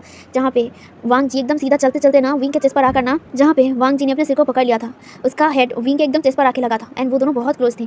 जहाँ पे विंग जो वांग जी की तरफ देखता है और वो कहता है, तुम ठीक तो हो ना? जहाँ पे वांग जी अपने सिर को सहलाते हुए कहता है, हाँ मैं ठीक हूँ, तुम यहाँ क्या कर रहे हो? जहाँ पे विंग कहता है, बस ऐसे ही, मैं यहाँ से जा रहा था, तुम ठीक तो हो ना? जहाँ पे वांग जी कहता है, हाँ मैं ठीक हूँ। और ये कहकर ना वो विंग की तरफ देखने लगता है, जहाँ पे विंग भी उसे देख रहा था। वो दोनों एक दूसरे को ऐसे ही देख रहे थे, लेकिन तभी कबाब में हड्डी बनने के लिए वो मिंग शाओ था ना, वो आ गया। एंड वो आकर ना विंग के पास आता है और वो ना विंग के हाथ को पकड़ते हुए कहता है, महाराज आप यहाँ हैं और मैं आपको कहाँ नहीं ढूंढ रहा हूँ। ये सुनकर ना दोनों की नजरें, मतलब वांग जी की नज़र एंड विंग की नज़रें उस ओमेगा की तरफ जाता है। एंड वो ओमेगा विंग की तरफ देखता है एक बार, वांग जी की तरफ देखता है एक बार, जहाँ पे वांग जी उस ओमेगा की तरफ देखता है और उसके बाद वो विंग की तरफ देखता है और वो कहता है, मैं जाता हूँ। ये कहकर वो वहाँ से जाने लगता है। जहाँ पे ये देखा ना जो विंग था, विंग अपना हाथ उस ओमेगा से छुड़ाते हुए विंग की तरफ वांग जी के पीछे जाते हुए कहता है, रुको ना, तुम इतनी जल्दी क्यों जा रहे हो? अच्छा तुम्हें जाना है ना, तो चलो मैं तुम्हें क्वार्टर की तरफ पहुंचा देता हूँ। ये सुनने के बाद वांग जी कुछ नहीं कहता है, वो सीधा जाने लगता है। जहाँ पे वांग जी के पीछे पीछे विंग जा रहा था और विंग के पीछे पीछे वो मिंग शाओ जा रहा था। जहाँ पे मिंग शाओ बुलाते हुए कहता है, महाराज आप कहाँ जा रहे हैं? मैं आपको ढूंढ रहा था, रुकिए। ये सुनकर ना वांग जी एकदम खड़ा हो गया था और वांग जी खड़ा हो गया तो विंग भी खड़ा हो गया और विंग और वांग जी दोनों ही पीछे मुड़कर मिंग शाओ की तरफ देखते हैं। जहाँ पे मिंग शाओ उन दोनों की तरफ देखता है और वो महाराज की तरफ देखते हुए धीरे धीरे महाराज के पास आता है और वो महाराज के दोनों हाथों को पकड़ते हुए कहता है, महाराज मैं आपके साथ थोड़ा टाइम स्पेंड करना चाहता हूँ, क्या आप मेरे साथ थोड़ा टाइम स्पेंड नहीं कर सकते हैं? ये सुनने के बाद विंग ना उसकी तरफ देखता है, उसके बाद वो जेंटली अपने हाथ को उसके हाथों से छुड़ाते हुए कहता है, देखिए मिंग शाओ आप जाइए यहाँ से और आप अपनी हद में रहिए। मैंने आपसे कभी भी अपने आप को टच करने का परमिशन नहीं दिया है, तो इस तरह से मुझे टच मत कीजिए। ये सुनने के बाद मिंग शाओ ने छोड़ दिया था, थोड़ा सी पीछे चला गया था और वो ना बहुत ही वाटरी आई से रोते आवाज़ में ना कहता है, मुझे माफ़ कर दीजिएगा, वो मैं आपको बस आपके साथ थोड़ा टाइम स्पेंड करना चाहता था। जहाँ पे ये सुनने के बाद जो विंग था, विंग बिना इंटरेस्ट से साथ किया था। देखिए पहली बात, मेरी और आप में कोई ऐसा वैसा जो रिश्ता वो नहीं है जो आप मेरे साथ समय स्पेंड करना चाहते हैं। मैंने आपको रखा है वो भी ज़बरदस्ती, इसलिए आप आपके हद में रहिए।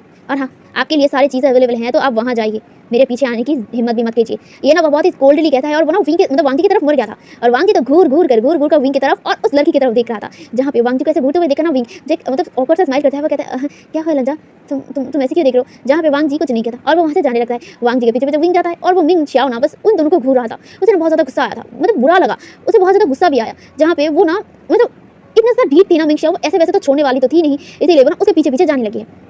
जहाँ पे वांग जी एंड विंग वो चल रहे थे एंड वांग जी और विंग ना महल से दूर आ गए थे और वो लोग ना महल से बाहर जा रहे थे। बाहर ही ना शू यांग खड़ा था, शू यांग जो वांग जी का इंतजार कर रहा था। लेकिन वांग जी को महाराज के साथ देखकर ना जो शू यांग था ना, वो एकदम हैरान हो गया था, लेकिन वो कुछ नहीं कहता। लेकिन उसकी नज़र जाती है एक और लड़की के ऊपर, वो मिंग शाओ थी एंड मिंग शाओ की तरफ वो देख रहा था। मिंग शाओ बहुत ज़्यादा क्यूट एंड एडोरेबल थी और उसका चेहरा था थोड़ा सा उतरा हुआ और थोड़ा सा गुस्से में था।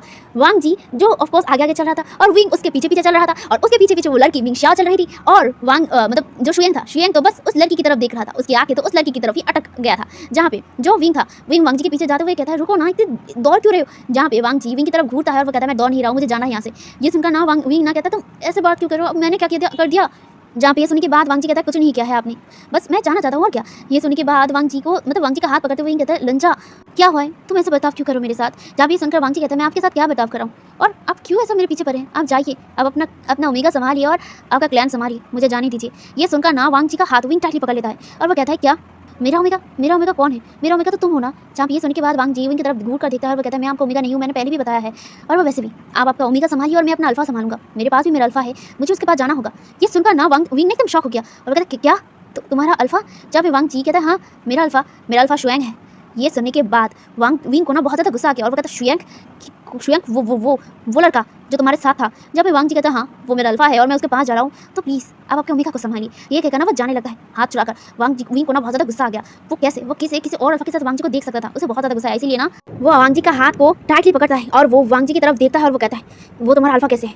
जहाँ पे वांग जी कहता है हाँ वो मेरा अल्फा है, तुम्हें पता है वो हमेशा मेरा प्रोटेक्ट करता है, मुझे हक करता है, मुझे टच करता है, तो वो मेरा अल्फा हुआ ना। और वैसे भी आपके पास भी तो ओमेगा है, तो आप भी आपको ओमेगा को टच करे, हक करे, किस करे, तो प्लीज़ मुझे और मेरे अल्फा को अपनी हालत पर छोड़ दीजिएगा। ये ना वांग जी ने शेर के मुंह में हाथ डाल दिया था। वांग जी मतलब महसूस कर सकता था कि विंग कितना ज़्यादा गुस्सा हो गया है, एंड वांग जी भी गुस्से में था कहीं ना कहीं। जहाँ पे वांग जी जो विंग की तरफ देख रहा था, विंग की आंखें ना एकदम गुस्से में लाल हो चुका था और वो वांग जी की तरफ बहुत ही गुस्से में देख रहा था। जहाँ पे वांग जी भी विंग की तरफ देख रहा था, लेकिन उसे ना पता नहीं अभी डर लग रहा था और वो ना अपने ही सलाइवा को निगल दिया था। जहाँ पे वांग जी को लिटरली अपनी तरफ खींचता है और वो उसे एकदम टाइटली पकड़ते हुए कहता है क्या कहा तुमने? क्या वो तुम्हें टच करता है? कैसे? हाँ ऐसे। ये कहकर ना वो वांग जी के जो बैग था ना वहाँ पे टच करता है और वो कहता है कैसे टच किया है तुम्हें? हाँ तुमने कैसे, तुम्हारी हिम्मत कैसे हुई? तुमने क्यों उसको अपने आप को टच करने दिया? हाँ तुम सिर्फ मेरे हो, मेरे ओमेगा हो, तुम्हें टच करने का हक सिर्फ मेरा है और किसी और का नहीं। जहाँ पे ये सुनने के बाद ना वांग जी विंग की तरफ देखता है, वो कहता है क्यों है तुम्हारा हक मुझ पर? आखिर हो कौन तुम मेरे? हाँ विंग कहता है अल्फा हूँ मैं तुम्हारा। सुना तुमने मेरी बातों को? तुम मेरे ओमेगा हो और मैं तुम्हारा अल्फा हूँ। ये सुनने के बाद ना वांग जी हंसते हुए कहते हैं क्या तुम मेरे अल्फा हो? रियली? क्यों? तुम्हें क्यों लगता है कि मैं तुम्हारा ओमेगा हो और तुम मेरे अल्फा हो? ये सुनकर विंग कहता है क्योंकि हो तुम मेरे ओमेगा और मैं हूँ तुम्हारा अल्फा। ये सुनकर वांग जी भी मतलब कहता है क्यों, और ऐसा मैं क्यों मानूँ, और मैं क्यों तुम्हें अपना अल्फा मानूँ? जहाँ पे वांग जी की बातों को सुनकर ना विंग एकदम वांग जी को लेकर ना एकदम वही पड़ना एक पेड़ पर एकदम पिन करते हुए कहता है क्योंकि तुम मेरे ओमेगा हो, तुम्हें मानना होगा। तुम चाहो या ना चाहो और मानो या ना मानो, मैं तुम्हारा अल्फा हूँ। तुम पे हक सिर्फ मेरा है, सिर्फ मेरा। ये सुनने के बाद ना वांग जी कहता है क्यों? तुम्हारा हक मेरे पर क्यों है? क्या है मेरे अंदर? तुम मेरे पीछे क्यों हो? ये सुनकर विंग कहता है क्योंकि मैं तुमसे प्यार करता हूँ, बहुत ज़्यादा प्यार करता हूँ। अगर तुम्हें पाने के लिए मुझे उस अल्फा को मारना भी पड़े तो भी मैं मारूंगा, बट मैं तुम्हें अपना बना कर ही रहूँगा। ये सुनकर वांग जी कहता है क्यों? तुम मेरे पीछे क्यों पड़े हो और मेरे लिए तुम लोगों को क्यों मारोगे? ये सुनकर ना विंग को ना गुस्सा आ गया और वो कहता है तुम्हें समझ नहीं आ रहा है मैं क्यों करूँगा? क्योंकि मैं तुम्हें प्यार करता हूँ, तुमसे बहुत ज़्यादा प्यार करता हूँ, अपने से भी ज़्यादा। अगर तुम्हारे लिए मुझे किसी को मारना भी पड़े तो मैं मारूंगा, अगर मुझे मरना भी पड़े तो मैं मरूंगा। ये सुनकर ना वांग जी विंग की तरफ देखने लगता है। विंग की आंखों में सच्चाई था और विंग किस तरह से वांग जी को देख रहा था। वांग जी विंग की तरफ देखता है और वो कहता है क्या तुम मुझसे प्यार करते हो? जहाँ पे वांग जी की बातों को सुनकर विंग कहता है हाँ करता हूँ, अपने से भी ज़्यादा। जहाँ पे वांग जी कहता है क्या तुम अपनी वाइफ को भी प्यार करते हो? जहाँ पे ये सुनकर विंग कहता है नहीं, मैं वांग जी से प्यार नहीं करता। जहाँ पे वांग जी कहता है क्या तुम उस ओमेगा से प्यार करते हो? जहाँ पे विंग कहता है कौन सा ओमेगा? जहाँ पे वांग जी कहता है वही निंग शियाओ। जहाँ पे विंग कहता है नहीं, मैं उसे प्यार नहीं करता और मैं उसे जानता भी नहीं हूँ। जहाँ पे वांग जी कहता है तो फिर वो तुम्हारा ओमेगा है, तुम्हारे मतलब महल में रहता है, वो तुम्हारा नहीं है और तुम उसके बारे में नहीं जानते हो। जब वांग जी की बातों को सुनकर विंग कहता है मैं किसी को नहीं जानता हूँ सिवाय तुम्हें, मैं सिवाय तुम्हें और किसी और को नहीं जानता हूँ। तुम सिर्फ मेरे हो, समझ में आया बातें? बस तुम मेरे हो। जहाँ ये कहकर ना वो वांग जी को जो कमर था ना उसे टाइटली पकड़ लिया था और वो अपनी तरफ खींच लिया था। ऑलरेडी वो दोनों बहुत क्लोज थे। जहाँ पे वांग जी विंग की तरफ देखता है और उसके हाथ ना विंग के चेस्ट पर था और वो विंग की तरफ देखते हुए कहता है क्या तुम हमेशा मुझे प्यार करोगे या फिर दोबारा मुझे धोखा दोगे? जहाँ पे वांग जी की बातों को सुनकर विंग कहता है कभी नहीं, मैं कभी तुम्हें धोखा नहीं दे सकता हूँ और हाँ मैं तुमसे प्यार करता हूँ और हमेशा करूँगा, मरते दम तक करूँगा। तुम्हारे लिए मेरा प्यार कभी खत्म नहीं होगा। ये सुनने के बाद वांग जी जो इतना सीरियस फेस करके रखा था ना, उसके चेहरे पर एक छोटा सा स्माइल आ जाता है और वो स्माइल करते हुए कहता है अगर मैं तुम्हें प्यार ना करूँ तो? जहाँ पे वांग जी की बातों को सुनकर विंग कहता है मैं करवा लूँगा तुम्हें मैं अपने से प्यार करवा लूँगा। जहाँ पे वांग जी कहता है अगर मैं नहीं करा तो? जब मैं वांग जी की बातों को सुनकर विंग कहता है मैं कोशिश करूँगा, अगर मेरा प्यार सच्चा होगा तो तुम ज़रूर मुझसे प्यार करोगे। जहाँ पे वांग जी की बातों को मतलब विंग की बातों को सुनकर ना वांग जी कहता है अगर मैं किसी और अल्फा को प्यार करूँ तो? जहाँ पे ये सुनकर ना वांग जी के कमर को और भी ज़्यादा टाइटली और प्रोटेक्टिवली पकड़ते हुए कहता है कभी नहीं, तुम किसी और से प्यार नहीं कर सकते हो। जब पे वांग जी कहता है क्यों नहीं कर सकता, मैं कर भी तो सकता हूँ ना। जब वांग जी की बातों को सुनकर विंग अपने सिर को नाम हिलाते हुए नहीं, तुम नहीं करोगे, तुम सिर्फ मुझे प्यार करो, तुम सिर्फ मेरे हो, तुम सिर्फ मेरे हो। जहाँ पे वांग जी कहता है अच्छा मैं तुम्हारा हूँ, कैसे मैं तुम्हारा हूँ? जहाँ पे वांग जी की बातों को सुनकर वांग जी को और भी ज़्यादा टाइटली और प्रोटेक्टिवली पकड़ते हुए कहता है तुम सिर्फ मेरे हो लंजा, मैं तुमसे प्यार करता हूँ, हमेशा करूँगा, प्लीज़ मुझे छोड़ के ऐसे मत जाओ, मैं सच में तुमसे प्यार करता हूँ, प्लीज़ लंजा। जहाँ पे वांग जी विंग की तरफ देखता है और वो अपने हाथ को धीरे धीरे विंग के चेस्ट से ना विंग के चेहरे पर लाता है और वो उसकी आंखों से जो आंसू गिर रहे थे ना उसे एकदम पोंछते हुए कहता है तो फिर ठीक है, मौका दिया तुम्हें मैंने, अपने दिल को तुम्हारे लिए खोल दिया मैंने, बट एक बात याद रखना, इस बार मुझे धोखा मिला तो इस बार मैं पहले की तरह तुम्हें छोड़ नहीं दूँगा, मैं बर्बाद कर दूँगा तुम्हें। जैसे प्यार से मैं तुम्हें अपने दिल खोल रहा हूँ ना, ठीक वैसे ही तुम्हें मेरे दिल से निकाल भी सकता हूँ। जैसे मैं शिद्दत से तुम्हें प्यार करूँगा, ठीक वैसे ही शिद्दत से नफ़रत भी करूँगा। इस वक्त तुम्हारे लिए मेरा लव नेवर एंड है, बट धोखे के बाद मेरे लिए नफ़रत नेवर एंड होगा, याद रहिए। ये सुनने के बाद वांग जी को एकदम टाइटली हक करते हुए कहता है, मैं तुम्हें वादा करता हूँ कभी भी मैं तुम्हें धोखा नहीं दूंगा और मैं तुम्हें बहुत ज़्यादा प्यार करूँगा, मैं ये मौका कभी नहीं गवाऊँगा। ये सुनकर वांग जी भी विंग को एकदम टाइटली हक कर लेता है और वो कहता है, मैं विश्वास कर रहा हूँ तुम पर, मेरा विश्वास कभी मत तोड़ना। जब फिर वांग जी की बातों को सुनकर विंग कहता है, कभी नहीं तोड़ूंगा, ये वादा है मेरा। जहाँ पे ये सुनकर वो दोनों ही एक दूसरे को टाइटली हक करते हैं। वांग जी ने एक मौका विंग को दे दिया था। विंग किस तरह से वांग जी को देखता है और वांग जी को किस तरह से प्यार करता है, कहीं ना कहीं वांग जी ने भी रियलाइज़ किया है कि विंग किस तरह से वांग जी को प्यार करता है। एक बार उसे मौका देकर वो देखना चाहता था और वैसे भी उसका दिल भी कहीं ना कहीं विंग का हो चुका था और वो रियलाइज़ भी कर चुका था उस रात के बाद, जिस रात को विंग और वांग जी एक साथ थे। किस तरह से वांग जी को विंग ने हेल्प किया था, बचाया था अल्फाज से, किस तरह से वो वांग जी के लिए प्रोटेक्टिव फील करता था, उसे प्रोटेक्ट करता था। ये देखकर वांग जी का दिल पिघल गया। वो सच में सल्फा को अपना दिल दे चुका था, वो भी बहुत पहले, जब उसने पहली बार विंग को देखा था पहली नज़र में, आज से 8 साल पहले। तभी उसने अपना दिल दे दिया था और तब उसे समझ नहीं आया था। लेकिन धीरे धीरे जब वो समझने लगा तो वो समझ गया कि हाँ, उसके लिए विंग के लिए वांग जी फील करता है। और फाइनली वो अपने दिल की बात को सुन लिया और अपने दिल की बात को मान लिया है और उसने मौका दिया है विंग को। अब यहाँ से सीन कट होता है और हमें 4 महीने बाद दिखाया जाता है। इन 4 महीनों में बहुत कुछ हो गया था। जो मिंग याओशी थी वो तो आई थी विंग को वो क्या कहते हैं हायर देने के लिए, लेकिन उसके पीछे पड़ गया था एक अल्फा और वो और कोई नहीं शुयांग था। शुयांग तो उसके पीछे हाथ धोकर पैर पड़ गया था और वो उसे पटाने में लग गया था। जो मिंग शाओ था ना, मिंग शाओ तो उसके राजा यानी कि विंग को पटाने की कोशिश कर रहा था, लेकिन विंग ने साफ साफ से मना कर दिया कि उसके पीछे मत घुमा करे। और ऊपर से महाराज यानी कि किंग वुशियान तो वांग जी को पटाने में लग गया था। वो वांग जी के आगे पीछे एकदम नौकर की तरह चलता था, वांग जी को क्या चाहिए वो खुद ला के देता था। और ये महीना ना वांग जी और विंग करीब बेस्ट था। और यहाँ पे एक और चीज़ भी हुआ था इन महीनों में, जहाँ पे जो वेनचिंग वांग जी और विंग के पास आया था और उसने वांग जी का और विंग का हाथ एक दूसरे की तरफ देते हुए कह दिया था कि वो चाहता है कि वो दोनों एक हो जाए। और उसने वांग जी से कह दिया था कि उसका और महाराज का वैसा कोई संबंध नहीं था। वांग जी को ये भी बताया था वेनचिंग ने कि महाराज ने सिर्फ मुझे बचाया था, महाराज बहुत काइंड है, मैं चाहता हूँ दिल से कि तुम दोनों एक हो जाओ, तुम दोनों एक दूसरे के लिए बने हो। और हाँ, मेरी चिंता मत करो, मैं इस क्वीन का पद वांग जी को दे दूंगा और वैसे भी मैं अब यहाँ से जाना चाहता हूँ। ये सुनने के बाद वांग जी हैरान हो गया था और वांग जी ने मना भी कर दिया था कि वो इस क्वीन का पद संभाल सकता है और वो इस क्लैन से जाने की ज़रूरत नहीं है। जहाँ पे वांग जी की बात को काटते हुए वेनचिंग ने कह दिया था क्योंकि वो इसलिए नहीं जा रहा है कि यहाँ पे वांग जी है, बल्कि इसलिए जा रहा है क्योंकि वो अब अपने तरीके से जीना चाहता है, अपने भाई के साथ। उसने अपने मदर और अपने फादर को तो खो दिया है, लेकिन अब उस क्लैन को संभालने के लिए कोई नहीं था। वेन क्लैन, हाँ, हालांकि वेन क्लैन का हालत ख़राब कर दिया था, लेकिन वेन क्लैन इतनी तरीके से ख़राब नहीं हुआ था। तो यहाँ पे वेन क्लैन का अब किंग यानी कि संभालेगा जो वेनिंग एंड जो वेनचिंग उसके भाई के साथ इस क्लैन को संभालने में मदद करेगा। और वैसे भी महाराज वांग जी से प्यार करते हैं और मैं वैसे भी महाराज से सिर्फ शादी की हूँ, लेकिन मैं महाराज से प्यार नहीं करता था, बस मैं फॉर्मेलिटीज़ के लिए रहता था। इसीलिए वांग जी तुम्हें रहना चाहिए विंग के साथ। मैं ये जो क्वीन का पद है मैं तुम्हें दे रहा हूँ, उसका हाथ कभी मत छोड़ना। किंग बहुत ज़्यादा काइंड है और तुम्हें बहुत ज़्यादा प्यार करते हैं, इसीलिए उनका हाथ कभी मत छोड़ना। जहाँ पे ये सुनने के बाद विंग और वांग जी दोनों ने स्माइल किया था। जहाँ पे वेनचिंग वहाँ से चली गई थी और विंग ने उसे छोड़ भी दिया था, शादी वहीं पर एकदम खत्म कर दिया था, क्योंकि वेनचिंग ने खुद कह दिया था कि वो ये शादी से तोड़ना चाहता है और वो यहाँ से जाना चाहता है। तो वांग जी और विंग ने उसके डिसीजन को रिस्पेक्ट दिया और उसे जाने दिया।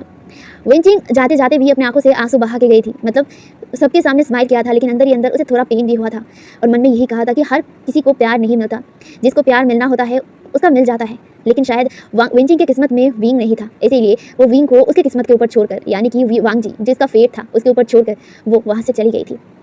अब यहाँ पे जो यिलिंग डायनेस्टी का अब कोई क्वीन नहीं था। जहाँ पे वांग जी को विंग ने बहुत पटवाया, बहुत ज़्यादा उसके आगे पीछे घूमा, उसे अपना प्यार रियलाइज़ करवाया और उसे समझाया कि वो कभी भी इसे छोड़कर नहीं जाएगा। यहाँ पे लैन मैडम लैन और जो अंकल और लैन शीजन थे, वो लोग ना इन 4 महीनों में ना यहाँ पर महल पर आके रुक गए थे और विंग ने खुद उनको महल पर आकर रुका दिया था, क्योंकि वांग जी यहाँ पे रहेगा, वो वांग जी को यहाँ पे रखने के लिए ना उसके पूरे फैमिली को ना एकदम महल पे ला दिया था। जहाँ पे विंग वांग जी को पटाने के लिए कोई भी कसर नहीं छोड़ता था, उसे बिलीव दिलाने के लिए कोई कसर नहीं छोड़ता होता था कि वो उसे प्यार करता है और वांग जी को ये अच्छा भी लगता था कि ये अल्फा इसके पीछे इतना हाथ धोकर पड़ा रहता है और हमेशा उसे समझाने की कोशिश कर रहा था। दूसरी तरफ शुयंग और उस मिंग xiao की बात करें, मिंग xiao जो मतलब पहले तंग आ चुकी थी इस शुयंग से, धीरे धीरे वो उसे पसंद करने लग गई थी। और क्या, ऐसे ही और 2 महीने चला जाता है, उसके बाद तो बस विंग और वांग जी का तो मतलब हो गया रिश्ता, उन दोनों का ठीक हो गया। और दूसरी तरफ जो शुयंग एंड मिंग xiao वो दोनों तो अब लवी डबी कपल बन गए थे। वो दोनों मतलब जो महल था ना, महल पर ही ना एकदम एक दूसरे के हाथ पकड़ कर शर्मा कर ब्लश करते हुए, मतलब हक करते हुए, किस करते हुए, मतलब कहीं पे दिखाई दे रहे थे। विंग और वांग जी तो एकदम शॉक हो गए थे कि ये दोनों कब एक दूसरे का वो हो गए, मियाँ बीवी। हाँ, खैर जहाँ पे जो विंग था, विंग एंड वांग जी तो खुश हो गए थे। जहाँ पे वांग जी ने विंग को एक्सेप्ट कर लिया था, एकदम अपने दिल से एक्सेप्ट कर लिया था। जहाँ पे वांग जी ने मतलब उसे थोड़ा टाइम लगा, लेकिन उसने मतलब विंग के जो फादर था, विंग के फादर को भी माफ़ कर दिया था। एंड खुद विंग मतलब वांग जी ने खुद जाकर मतलब विंग के जो फादर था उससे बात किया था और उसने भी माफ़ी मांगा। और उसके फादर यानी कि विंग के फादर ने भी उसे बहुत माफ़ी मांगा। उसका लिटरली पैर भी पकड़ने वाला था, जहाँ पे वांग जी ने तुरंत अपने पैर को हटा लिया था और वो खुद मतलब जो वे चांगसे थे, वे चांगसे को समझाया था कि जो हो गया वो हो गया, उसे तो वो बदल नहीं सकता है, लेकिन वो फ्यूचर को तो जी सकता है ना। ये समझाकर उसने मतलब वे चांगसे को बाहर निकाला वहाँ से, उस आइसोलेशन थे जहाँ पे वो मतलब खुद को कैद करके रखे थे गिल्ट में, जहाँ पे जो अब सब कुछ ना एकदम ठीक हो गया था। सब लोग अब अपनी जगह पे ना खुश हो गए थे। जहाँ पे तकरीबन पूरे 3 महीने बाद जाके मतलब उन लोगों के रिश्ते को ठीक हुए पूरे 5 महीने, और मतलब सब कुछ एकदम ठीक होने में पूरा 3 महीना बीत गया था। And finally wing and Wang जी की शादी की बात हो रही थी।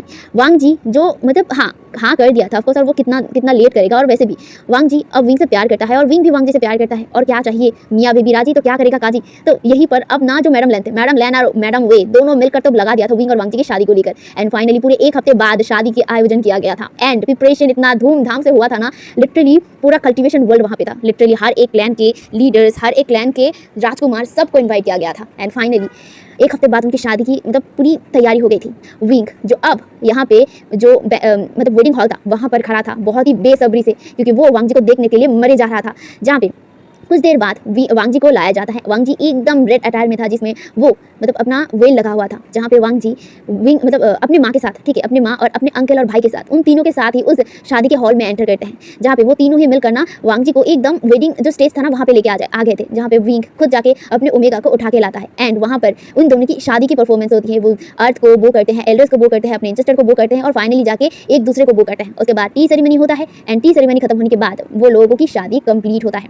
एंड उन लोगों की शादी का बैंक्वेट स्टार्ट हो गया था। बैंक्वेट बहुत देर तक चला। कुछ देर बाद वांग जी को ना उसके वेडिंग चैम्बर पर लेके जाया गया, जहाँ पे विंग कुछ देर तक उस बैंक्वेट में रहता है, सबको ग्रीट करता है, सबके साथ बात करता है। एंड फाइनली उसे भी जाने के लिए कह दिया गया था। बैंक्वेट अभी भी मतलब स्टार्ट था, बस विंग को वहाँ से भेज दिया गया था।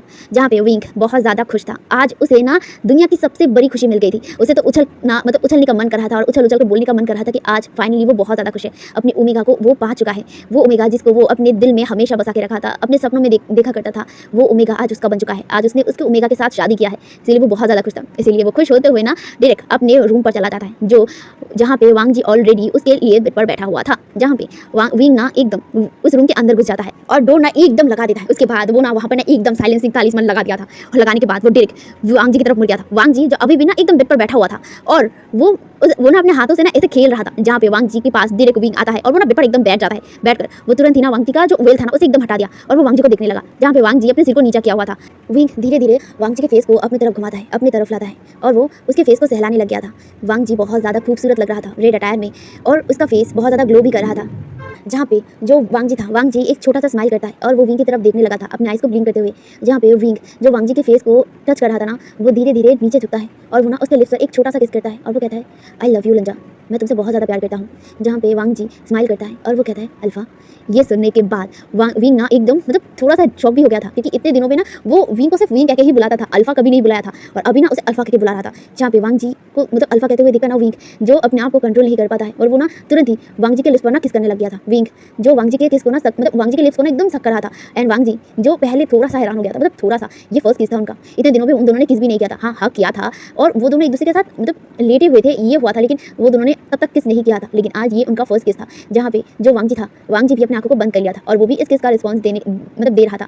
वो दोनों बहुत देर तक किस करते हैं, बहुत देर तक। उसके बाद वांग जी को विंग एकदम बिस्तर पर लेटा दिया था और वो ना उसके ऊपर आ गया था। जहाँ पे विंग मतलब वांग जिविंग की तरफ देख रहा था विंग, जिसके चेहरे पर ना एकदम बहुत ही स्वीट सा एकदम स्माइल था और उसका चिक्स भी एकदम थोड़ा बहुत ना रेड था। एंड ऑफ कोर्स वांग जी का फेस तो पूरा रेड था। जहाँ पे जो विंग था, विंग धीरे धीरे झुकता है और वो ना अगेन वांग जी को किस करने लगता है। वो दोनों तक मतलब तकरीबन पूरे 15 मिनट तक किस करते हैं। उसके बाद वो दोनों अलग होते हैं। जहाँ पे जो विंग था, विंग धीरे धीरे उसके मतलब अंदर से मतलब वांग जी के ऊपर से जो हेवी रोप थे ना उसे एकदम खोल दिया था एंड विंग वांग जी को एकदम इनर रोप में रखा था। जहाँ पे वांग जी जो अभी शर्मा रहा था, क्योंकि ऑफ कोर्स वो इनर रोप था ना वो बहुत ज़्यादा पतला था। जहाँ पे जो वांग जी था, वांग जी शर्मा भी रहा था और वो ना अपने आप को एकदम मतलब हक कर लिया था, जकड़ लिया था। जहाँ पे वांग जी को ऐसे देखकर विंग वांग जी के हाथों को पकड़ता है और उसे उसके दोनों शोल्डर से अलग करते हुए कहता है, क्या हुआ लंचा, तुम शर्मा क्यों रहे हो। जहाँ पे वांग जी कहता है विंग, जहाँ पे विंग कहता है क्या हुआ, तुम मेरे सामने ही तो हो, अपने अल्फा के सामने, तो शर्माना क्या। जहाँ पे वांग जी कहता है विंग की सब, जहाँ पे विंग वांग जी के मुंह पर हाथ रखते हुए कहता है शांत हो जाओ, आज आज हमारे बीच बहुत कुछ होने वाला है माय डियर ओमेगा। जहाँ पे ये सुनने के बाद ना वांग जी फाड़ फाड़ के अपनी आंखों को फाड़ फाड़ कर विंग की तरफ देख रहा था और उसे डर भी लग रहा था। हाँ खैर, जहाँ पे विंग जो अपना हैवी रोप खोलता है, वो वेडिंग वाला हैवी मतलब रोप था ना उसे खोलता है और वो लिटरली उसे फेंक देता है बिस्तर से नीचे। जहाँ पे वांग जी ऐसे देख रहा था विंग जो मतलब अपने रोप को, अपने इनर रोप को भी उसने खोल दिया था एंड वांग जी के सामने वो हाफ नेकेड था। वांग जी घूर घूर कर अपने आंखों को ना वो संभाल नहीं पा रहा था, वो घूर घूर कर विंग को देखे जा रहा था। विंग के 6 पैक्स एब्स है, उसके बॉडी एकदम डोले शोले वाले थे एंड उसकी मतलब पूरी मतलब नेकेड चेस्ट था ना उसे भी वो घूर घूर के देख रहा था। जहाँ पे वांग जी को ऐसे घूरते हुए देखकर विंग जो एक बनी सा और डेविल से स्माइल करता है, वो धीरे धीरे ना वांग जी की तरफ झुकने लग गया था। वांग जी तो बस ऐसे ही उसको घूर रहा था, उसके चेस्ट को घूर रहा था। जहाँ पे जो विंग था, विंग धीरे धीरे वांग जी की तरफ मुड़ता है और मतलब वांग जी की तरफ झुकता है और वो दोबारा वांग जी को किस करने लगता है। वांग जी जो अब खुद को संभाल नहीं पाता है और वो ना अपने दोनों हाथ को ना विंग के नेक पर रख दिया था और उसे टाइटली अपनी तरफ खींच लिया था। वांग जी और विंग दोनों ही बहुत ही ब्रूटली किस कर रहे थे, बहुत ही। अब ये किसना एकदम मैसी था, बहुत ज़्यादा मैसी था। वो दोनों एक दूसरे के टंग को भी मतलब सक कर रहे थे, लीक कर रहे थे। जहाँ पे वो दोनों ही ऐसे बहुत देर तक किस करते हैं। विंग ना धीरे धीरे किस करते हुए ना उसके नेक पर आ गया था और वो ना उसे नेक की तरफ किस कर रहा था, किस बाइट कर रहा था। वांग जी ना अपने मुंह से कैसे अजीब गरीब आवाज़ें निकाल रहा था, वो खुद शौक था और वो ना अपने मुंह को एकदम पकड़ लिया था कि ये क्या है, ये क्या आवाज़ निकाल रहा है वो। जहाँ पे वांग जी को ऐसे देखकर विंग उसके मुंह से हाथ हटाते हुए कहता है, ये नेचुरल है क्योंकि मैं तुम्हें टच कर रहा हूँ तो तुम्हें आवाज़ें निकालना चाहिए, तुम्हें मौन करना चाहिए मेरे लिए ओमेगा। ये कहकर ना वो वांग जी के पूरे नेक पर ना एकदम किस बाइट सक करता है, उसके मतलब जो इनर रोप था ना उसे भी एकदम खोल दिया था एंड वो उसके चेस्ट पर भी किस करता है, उसके चेस्ट नेवल पर भी किस करता है। धीरे धीरे वो नीचे आता है और बेली पर भी किस करता है और वो किस करते हुए ही ना एकदम वांग जी के जो ट्राउजर था उसके बॉडी से अलग कर दिया था एंड विंग भी एकदम पूरा नेकेड हो गया था, उसने भी अपने ट्राउजर को खोल दिया था। वांग जी को रियलाइज भी नहीं हुआ था कि वो कब नेकेड हो गया, क्योंकि विंग किस तरह से टच कर रहा था, उसे किस कर रहा था, वो इतना ज़्यादा ना मौन कर रहा था, इतना ज़्यादा वो प्लेजर में खो गया था, वैसे वो समझ ही नहीं पाया कि कब वो नेकेड हो गया, पूरा न्यूड हो गया। जहाँ पे जो वांग जी विंग था, विंग जो वांग जी को किस करते हुए ही ना प्रिपेयर कर रहा था। वांग जी ना पहले नर्वस हो रहा था एंड विंग वांग जी की नर्वसनेस को कमाने के लिए ना उसके पूरे बॉडी पर बहुत ही स्वीट एंड सॉफ्ट एंड बहुत ही मतलब किस कर रहा था और वो किसके बीच बीच में ना विंग वांग जी को रेडी कर रहा था, प्रिपेयर कर रहा था, वो लीव से वांग जी को रेडी कर रहा था एंड वांग जी को रियलाइज भी नहीं हुआ, उसे बहुत ज़्यादा अच्छा भी लगने लग गया था। जहाँ पे जो मतलब वांग जी था, वांग जी सिर्फ अपने मुंह से मौन निकाल रहा था। जहाँ पे वांग जी को प्रिपेयर करने के बाद विंग जो वांग जी के मतलब अंदर एंटर करने की कोशिश कर रहा था, वांग जी को पेन हो रहा था। वांग जी विंग के चेस्ट पर मारते हुए कहता है मुझे पेन हो रहा है। जहाँ पे वांग जी मतलब विंग वांग जी के पूरे बॉडी पर, पूरे फेसेस पर ना किस कर रहा था, वो किस करते हुए ना वांग जी के अंदर एंटर करने की कोशिश कर रहा था। वांग जी को पेन हो रहा था, उसकी आंखों से आंसू भी निकल गए थे और वो मतलब लिटरली अपने जो नेल्स थे ना वो विंग के बैक पर ना एकदम गढ़ा रहा था बहुत ही टाइटली। विंग को भी पेन हो रहा था लेकिन वो मतलब अब ये करना है, मतलब शुरू किया है, वो कैसे बीच में रुक सकता है। जहाँ पे वो ऑलरेडी वांग जी के मतलब आधा तो अंदर घुस गया था, बस पूरा नहीं। जहाँ पे वांग जी जो पेन से करहा रहा था, चिल्ला रहा था और बोल रहा था कि यू बास्टर्ड मेरे ऊपर से हटो, मुझे पेन हो रहा है। जहाँ पे वांग जी मतलब विंग ना वांग जी को शांत करता है और वो फाइनली एक फोर्स के साथ वांग जी के अंदर घुस जाता है एंड विंग के सेक्शन पर ना वांग जी चिल्ला उठाता है और ना उसने ना विंग के जो शोल्डर था ना उस पर ना एकदम बाइट कर लिया था, बहुत ही तेजी से बाइट कर लिया था। विंग को भी पेन हुआ था, लिटरली वहाँ से ना उस मतलब शोल्डर से ना खून निकलने लग गया था और वांग जी की खरोचने से ना उसके बैक से भी खून निकल रहा था। खैर उसे अब मतलब एक्टिविटी तो करना ही है ना, तो वो ना धीरे धीरे बहुत धीरे धीरे मूव करने लगा। वांग जी को ना अभी भी पेन हो रहा था। जहाँ पे धीरे धीरे विंग ना सब कुछ कर रहा था कि कपल्स दोनों के लिए फर्स्ट टाइम था, दोनों ने फर्स्ट टाइम ये कर रहा था तो उनको पेन तो होना ही था। जहाँ पे धीरे धीरे विंग वांग जी के अंदर मूव करता है, तकरीबन 10 मिनट तक वांग जी को पेन होता है। उसके बाद ना उसे फीलिंग कुछ नहीं होता है क्योंकि विंग ना बहुत ही स्लो कर रहा था, क्योंकि वांग जी को वो टाइम दे रहा था एडजस्ट होने में। जब विंग को लगा कि हाँ वांग जी एकदम परफेक्टली एकदम फिट हो गया है एंड कंफर्टेबल है, देन अपनी बेस्ट वाली एक्शन अब स्टार्ट कर दिया था। लिटरली अब वो ना बहुत ही वाइल्ड वांग जी के साथ हो रहा था। लिटरली वो लोग एक्टिविटी कर रहे थे एंड बेड हिल रहा था, इतना ज़्यादा फोर्स विंग इस्तेमाल कर रहा था एंड वांग जी तो अपना मौन रोक ही नहीं पा रहा था। उसे इतना अच्छा लग रहा था, उसने तो बहुत ही टाइटली ना वांग जी विंग के नेक को पकड़ लिया था और वो सिर्फ मौन भी कर रहा था। जहाँ पे वांग जी ने विंग के मतलब वेस्ट पर ना अपना पैर एकदम क्रॉस कर लिया था एंड वो दोनों ऐसे ही लव मेकिंग कर रहे थे। विंग वांग जी के अंदर बहुत ही हार्ड एंड डीपर जा रहा था एंड वांग जी सिर्फ मौन कर रहा था, बहुत ही लाउड मौन कर रहा था। वांग जी मतलब विंग ना वांग जी को किस भी कर रहा था, मतलब मूव करते हुए ना वांग जी के पर किस भी कर रहा था। वो दोनों तरफ से वांग जी को प्लेजर दे रहा था। वांग जी तो पागल जैसा हो गया था, उसके बाल एकदम बिखरे टिकरे हो गए थे एंड विंग तो एकदम अपनी बीस्ट वाली हरकत शुरू कर दिया था। वो तकरीबन ऐसे ही ना बहुत सारे लिटरली 10-20 राउंड तो वो लोग कर चुके थे। एंड वांग जी का हालत, वांग जी लिटरली बीच में बहुत बार एकदम बेहोश भी हो गया था, दर्द में चिल्लाया था, वो अपने अल्फा को डांटा था, गालियाँ दिया था, लेकिन विंग रोकने वाला बिल्कुल नहीं था। उन दोनों के मेकआउट सेशन के साथ ही ना उन दोनों ने एक दूसरे को मार भी कर दिया था, ठीक है। वांग जी ने विंग को मार कर दिया था, विंग ने वांग जी को मार कर दिया था, जहाँ पे वो लोग तो पूरी रात लव मेकिंग करते हैं। लिटरली विंग ने बीस्ट की तरह वांग जी को एकदम छोड़ा नहीं था, उसे पूरा खा ही डाला था। अब यहाँ से पूरा नेक्स्ट मॉर्निंग दिखाया जाता है। नेक्स्ट मॉर्निंग पहले वांग जी की आंखें खुलती है। वांग जी की आंखें खुलने के बाद ना वो देखता है इधर-उधर एंड वो विंग को देखता है। विंग जब कोर्स वांग जी को एकदम टाइटली जकड़ के सोया था, जहाँ पे वांग जी ने ना अपने सिर को पकड़ लिया था और वो ना इधर-उधर देख रहा था कि वो कहाँ है। ऑफ कोर्स उसे याद आता है कि वो और वांग जी उनके कमरे पर था, जहाँ पे वो विंग की तरफ देखता है। विंग एकदम सिकोड़ कर वांग जी को एकदम प्रोटेक्टिवली अपने बाहों में पकड़ कर सो रहा था। वांग जी विंग के चेस्ट पर ना अपना सिर रखा हुआ था, तो वो ना अपने सिर को थोड़ा सा ऊपर उठाते हुए ना देख रहा था विंग को, जहाँ पे विंग एकदम बहुत ही कामली, बहुत ही सुंदर लग रहा था, एकदम स्लीपिंग हैंडसम लग रहा था, ठीक है, स्लीपिंग ब्यूटी कह सकते हो। जहाँ पे वो ऐसे ही ना वांग जी विंग को देखे जा रहा था और वो कल की रात की बातों को याद कर रहा था कि सच में ये अल्फा बीस्ट था और उसके ऊपर एकदम चढ़ गया था और उसके ऊपर से हटने का नाम ही नहीं ले रहा था। और ये सब कुछ सोच कर ना उसका चेहरा एकदम टमाटर जैसा रेड, और वो वांग जी विंग की तरफ ऐसे ही देख रहा था और उसके चेहरे पर स्माइल भी था, ब्लश भी था, जहाँ पे जो विंग था, विंग अपनी आंखों को बंद करते हुए ही ना वांग जी के कमर को एकदम टाइटली पकड़ लिया था और वो कहता है ऐसे घूमना बंद करो वरना मैं फिर से हार्ड हो जाऊंगा। ये सुनकर ना वांग जी एकदम शॉक, और वो विंग की तरफ देखता है, जहाँ पे विंग स्माइल करते हुए अपनी आंखों को खोलता है और वो एक डेविल सा स्माइल करते हुए विंग की तरफ वांग जी की तरफ देखता है। वांग जी जो विंग को देख कर ना वो कहता है तुम कब जगे, जहाँ पे वांग जी की बातों को सुनकर विंग कहता है तभी जग गया था जब तुम मुझे ऐसे घूर रहे थे। जहाँ पे ये सुनने के बाद ना वांग जी अपने फेस को दूसरी तरफ करते हुए कहते हैं कहाँ मैं घूरा तुम्हें। जब मैं वांग जी को देखकर विंग उसके ऊपर डायरेक्ट आते हुए कहता है हाँ घूरे नहीं हो। जहाँ पे वांग जी विंग की तरफ देखते हुए कि देखो ये क्या करो। जब पे वांग जी के पूरे बॉडी पर टच करते हुए कहता है क्या कर रहा हूँ मैं, अपने ओमेगा को टच कर रहा हूँ। जहाँ पे ये क्या करना वो विंग के वांग जी के पूरे बॉडी को ना एकदम टच करता है, उसकी पूरी बॉडी को एकदम हॉट करवा देता है। And Wang Ji literally Wing के टचेस पर ना हॉट फील करने भी लगे। एंड देन वो लोग मॉर्निंग पर भी वो भी करते हैं। एंड वांग जी को विंग ने लिटरली छोड़ा नहीं था, 20 की तरह तकरीबन वहाँ पे वो 3 राउंड तो कंप्लीट कर ही लिया। एंड देन जाके वो वांग जी को छोड़ा। वांग जी का हालत इतना खराब था कि वो अपने आप को हिला भी नहीं पा रहा था। जहाँ पे वांग जी को देखकर विंग सेटिस्फाई होते हुए कहता है दैट्स माय ओमेगा। ये कहकर वो उठता है और उसे लेकर एकदम बात लेने चला जाता है। एंड फ्रेश होने के बाद वो लोग बाहर आए थे। वहाँ पर सारे क्लैन के अभी भी लीडर्स थे। वहाँ पे एक छोटा सा खाने का आयोजन किया गया था। एंड वहाँ पे Wing and Wang Ji main couple थे। And of course Wang Ji अब इस क्लैन का और पूरे कल्टिवेशन वर्ल्ड का क्वीन भी बन गया था। अब यहाँ से सीन कट हो जाता है और हमें पूरे 5 साल बाद दिखाया जाता है। इन 5 साल में बहुत कुछ चेंज हो चुका था, जहाँ पे वेंचिंग ने भी एक अल्फा के साथ शादी कर लिया था, वेंडिंग ने भी एक ओमेगा को शादी कर लिया था एंड वो एक वेन क्लैन का किंग भी बन गया था। एंड वो लोग अब अपने तरीके से हैप्पी थे। जहाँ पे अगर शू यांग की बात करें तो शू यांग उसने तो उस मिंग शाओ से तो शादी कर ही लिया था। वो भी विंग और वांग जी की शादी से पहले उसने ना चुप कर उसके साथ शादी कर लिया था। एंड इनके बारे में सबको जब पता चला था ना वो तो एकदम शॉक हो गए थे। लेकिन वांग जी खुश हो गया था शू यांग के लिए, क्योंकि शू यांग सच में बहुत अच्छा एक इंसान था। वो वांग जी को हेल्प करता था हर चीज़ पर, तो ये ना बहुत ज़्यादा खुशी की बात थी। जहाँ पे जो मिंग क्लैन के क्लैन लीडर थे उन्होंने भी मान लिया, क्योंकि विंग ने खुद उनको बताया था और उन्होंने प्रॉफिट के तौर पर क्लैन के हेल्प करने का भी वादा कर दिया था। तो और क्या चाहिए था। जहाँ पे जो विंग एंड वांग जी की बात करें इन 5 सालों में विंग एंड वांग जी के इन 5 सालों में 3 बेबीज आ गए हैं। हाँ 3 babies.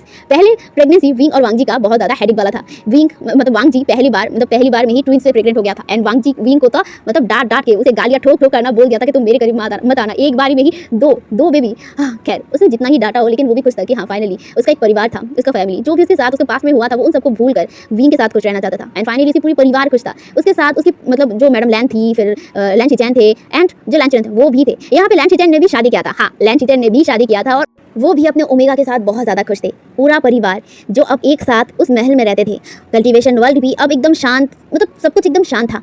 And wing and Wang जी की जो 3 बेबीज थे, पहली बार तो वांग जी ने ट्विंस को जन्म दिया था, दूसरी बार उसने एक बेटी को जन्म दिया था, जहाँ पे 2 अल्फा थे एंड 1 ओमेगा थी। जहाँ पे ओमेगा बेटी की बात करें वो सबसे ज़्यादा क्यूट था और विंग का लाडला था, 1 नंबर का। विंग तो उस बच्ची को, उस ओमेगा को इतना बिगाड़ के रखता था ना, वांग जी तो परेशान हो जाता था और वो ना लिटरली विंग को बोला करता था कि अपने बेटी को इतना मत चढ़वाओ। लेकिन वांग जी विंग सुनने वाला बिल्कुल नहीं था। वो तो अपना बेटी जो इसका लाड़ दुलारा सब कुछ था उसके साथ हमेशा खेला करता था। वो किंग जरूर था लेकिन किंग से भी ज़्यादा बच्चों जैसी हरकत वो अपने बच्चों के साथ करता था। और वैसे भी उनके जो 2 अल्फा बेटे थे, लैन शुजोई और लैन जिंकी, जो दोनों ही बहुत ज़्यादा मेच्योर टाइप के थे। हाँ वो दोनों ही मेच्योर टाइप के थे। एंड सबसे बड़ा वहाँ पे सबसे मेच्योर टाइप लैन शुजोई था। उसके बाद लैन लैन जिंकी ठीक है थोड़ा बहुत वो चाइल्डिश हरकतें कर देता है लेकिन वो भी मेच्योर टाइप का था। जहाँ पे उनकी पूरी परिवार अब खुश थे।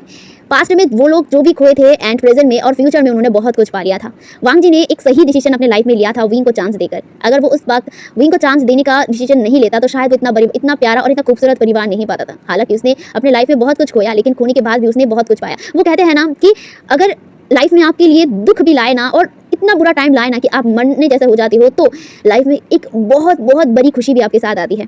हाँ, लाइफ में दुख और सुख एक लाइफ का पार्ट होता है और सबसे बड़ी बात, परिवार एक पार्ट होता है ज़िंदगी का। गलतियाँ हर इंसान करते हैं और कुछ गलतियों का माफ़ी भी होता है तो कुछ गलतियों का माफ़ी नहीं होता है, लेकिन माफ़ी करने वाला सबसे बड़ा होता है। तो यहाँ पे वांग जी ने मतलब वे चांसे को माफ़ कर कर अपनी वही जो मतलब बड़े होने का जो अहमियत था वो समझाया था। खैर, अब पूरे परिवार खुश थे। इनफैक्ट शांग वांग खुश थे अपने लिटिल फैमिली के साथ। Wing and Wang Ji, of course उन दोनों का प्यार नेवर एंड जैसा था।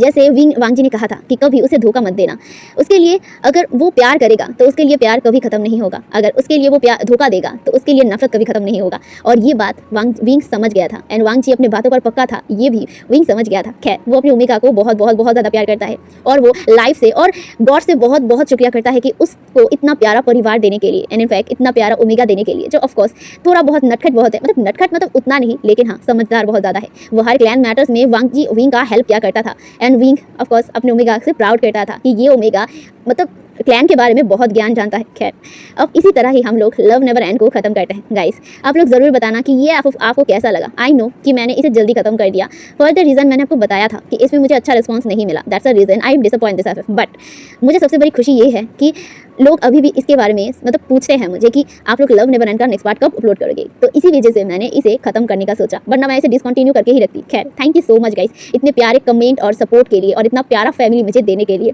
और हाँ, शैंगवन स्टोरी की बात करो कि इससे पहले मैं कोई शैंगवन स्टोरी एक्सप्लेन करूँगी या नहीं, तो ऑफकोर्स मैं करूँगी, इंतजार करो। अभी तक मैंने सोचा नहीं है कि मैं क्या लाऊंगी, बट इस चैनल पर नहीं लाऊंगी। हाँ गाइस, मैं एक न्यू चैनल खोलने की सोच रही हूँ, तो ज़रूर बताना क्या मैं उसे खोलूँ या नहीं। तो आज के लिए यही तक। Thank you so much for watching my video. Thank you, bye.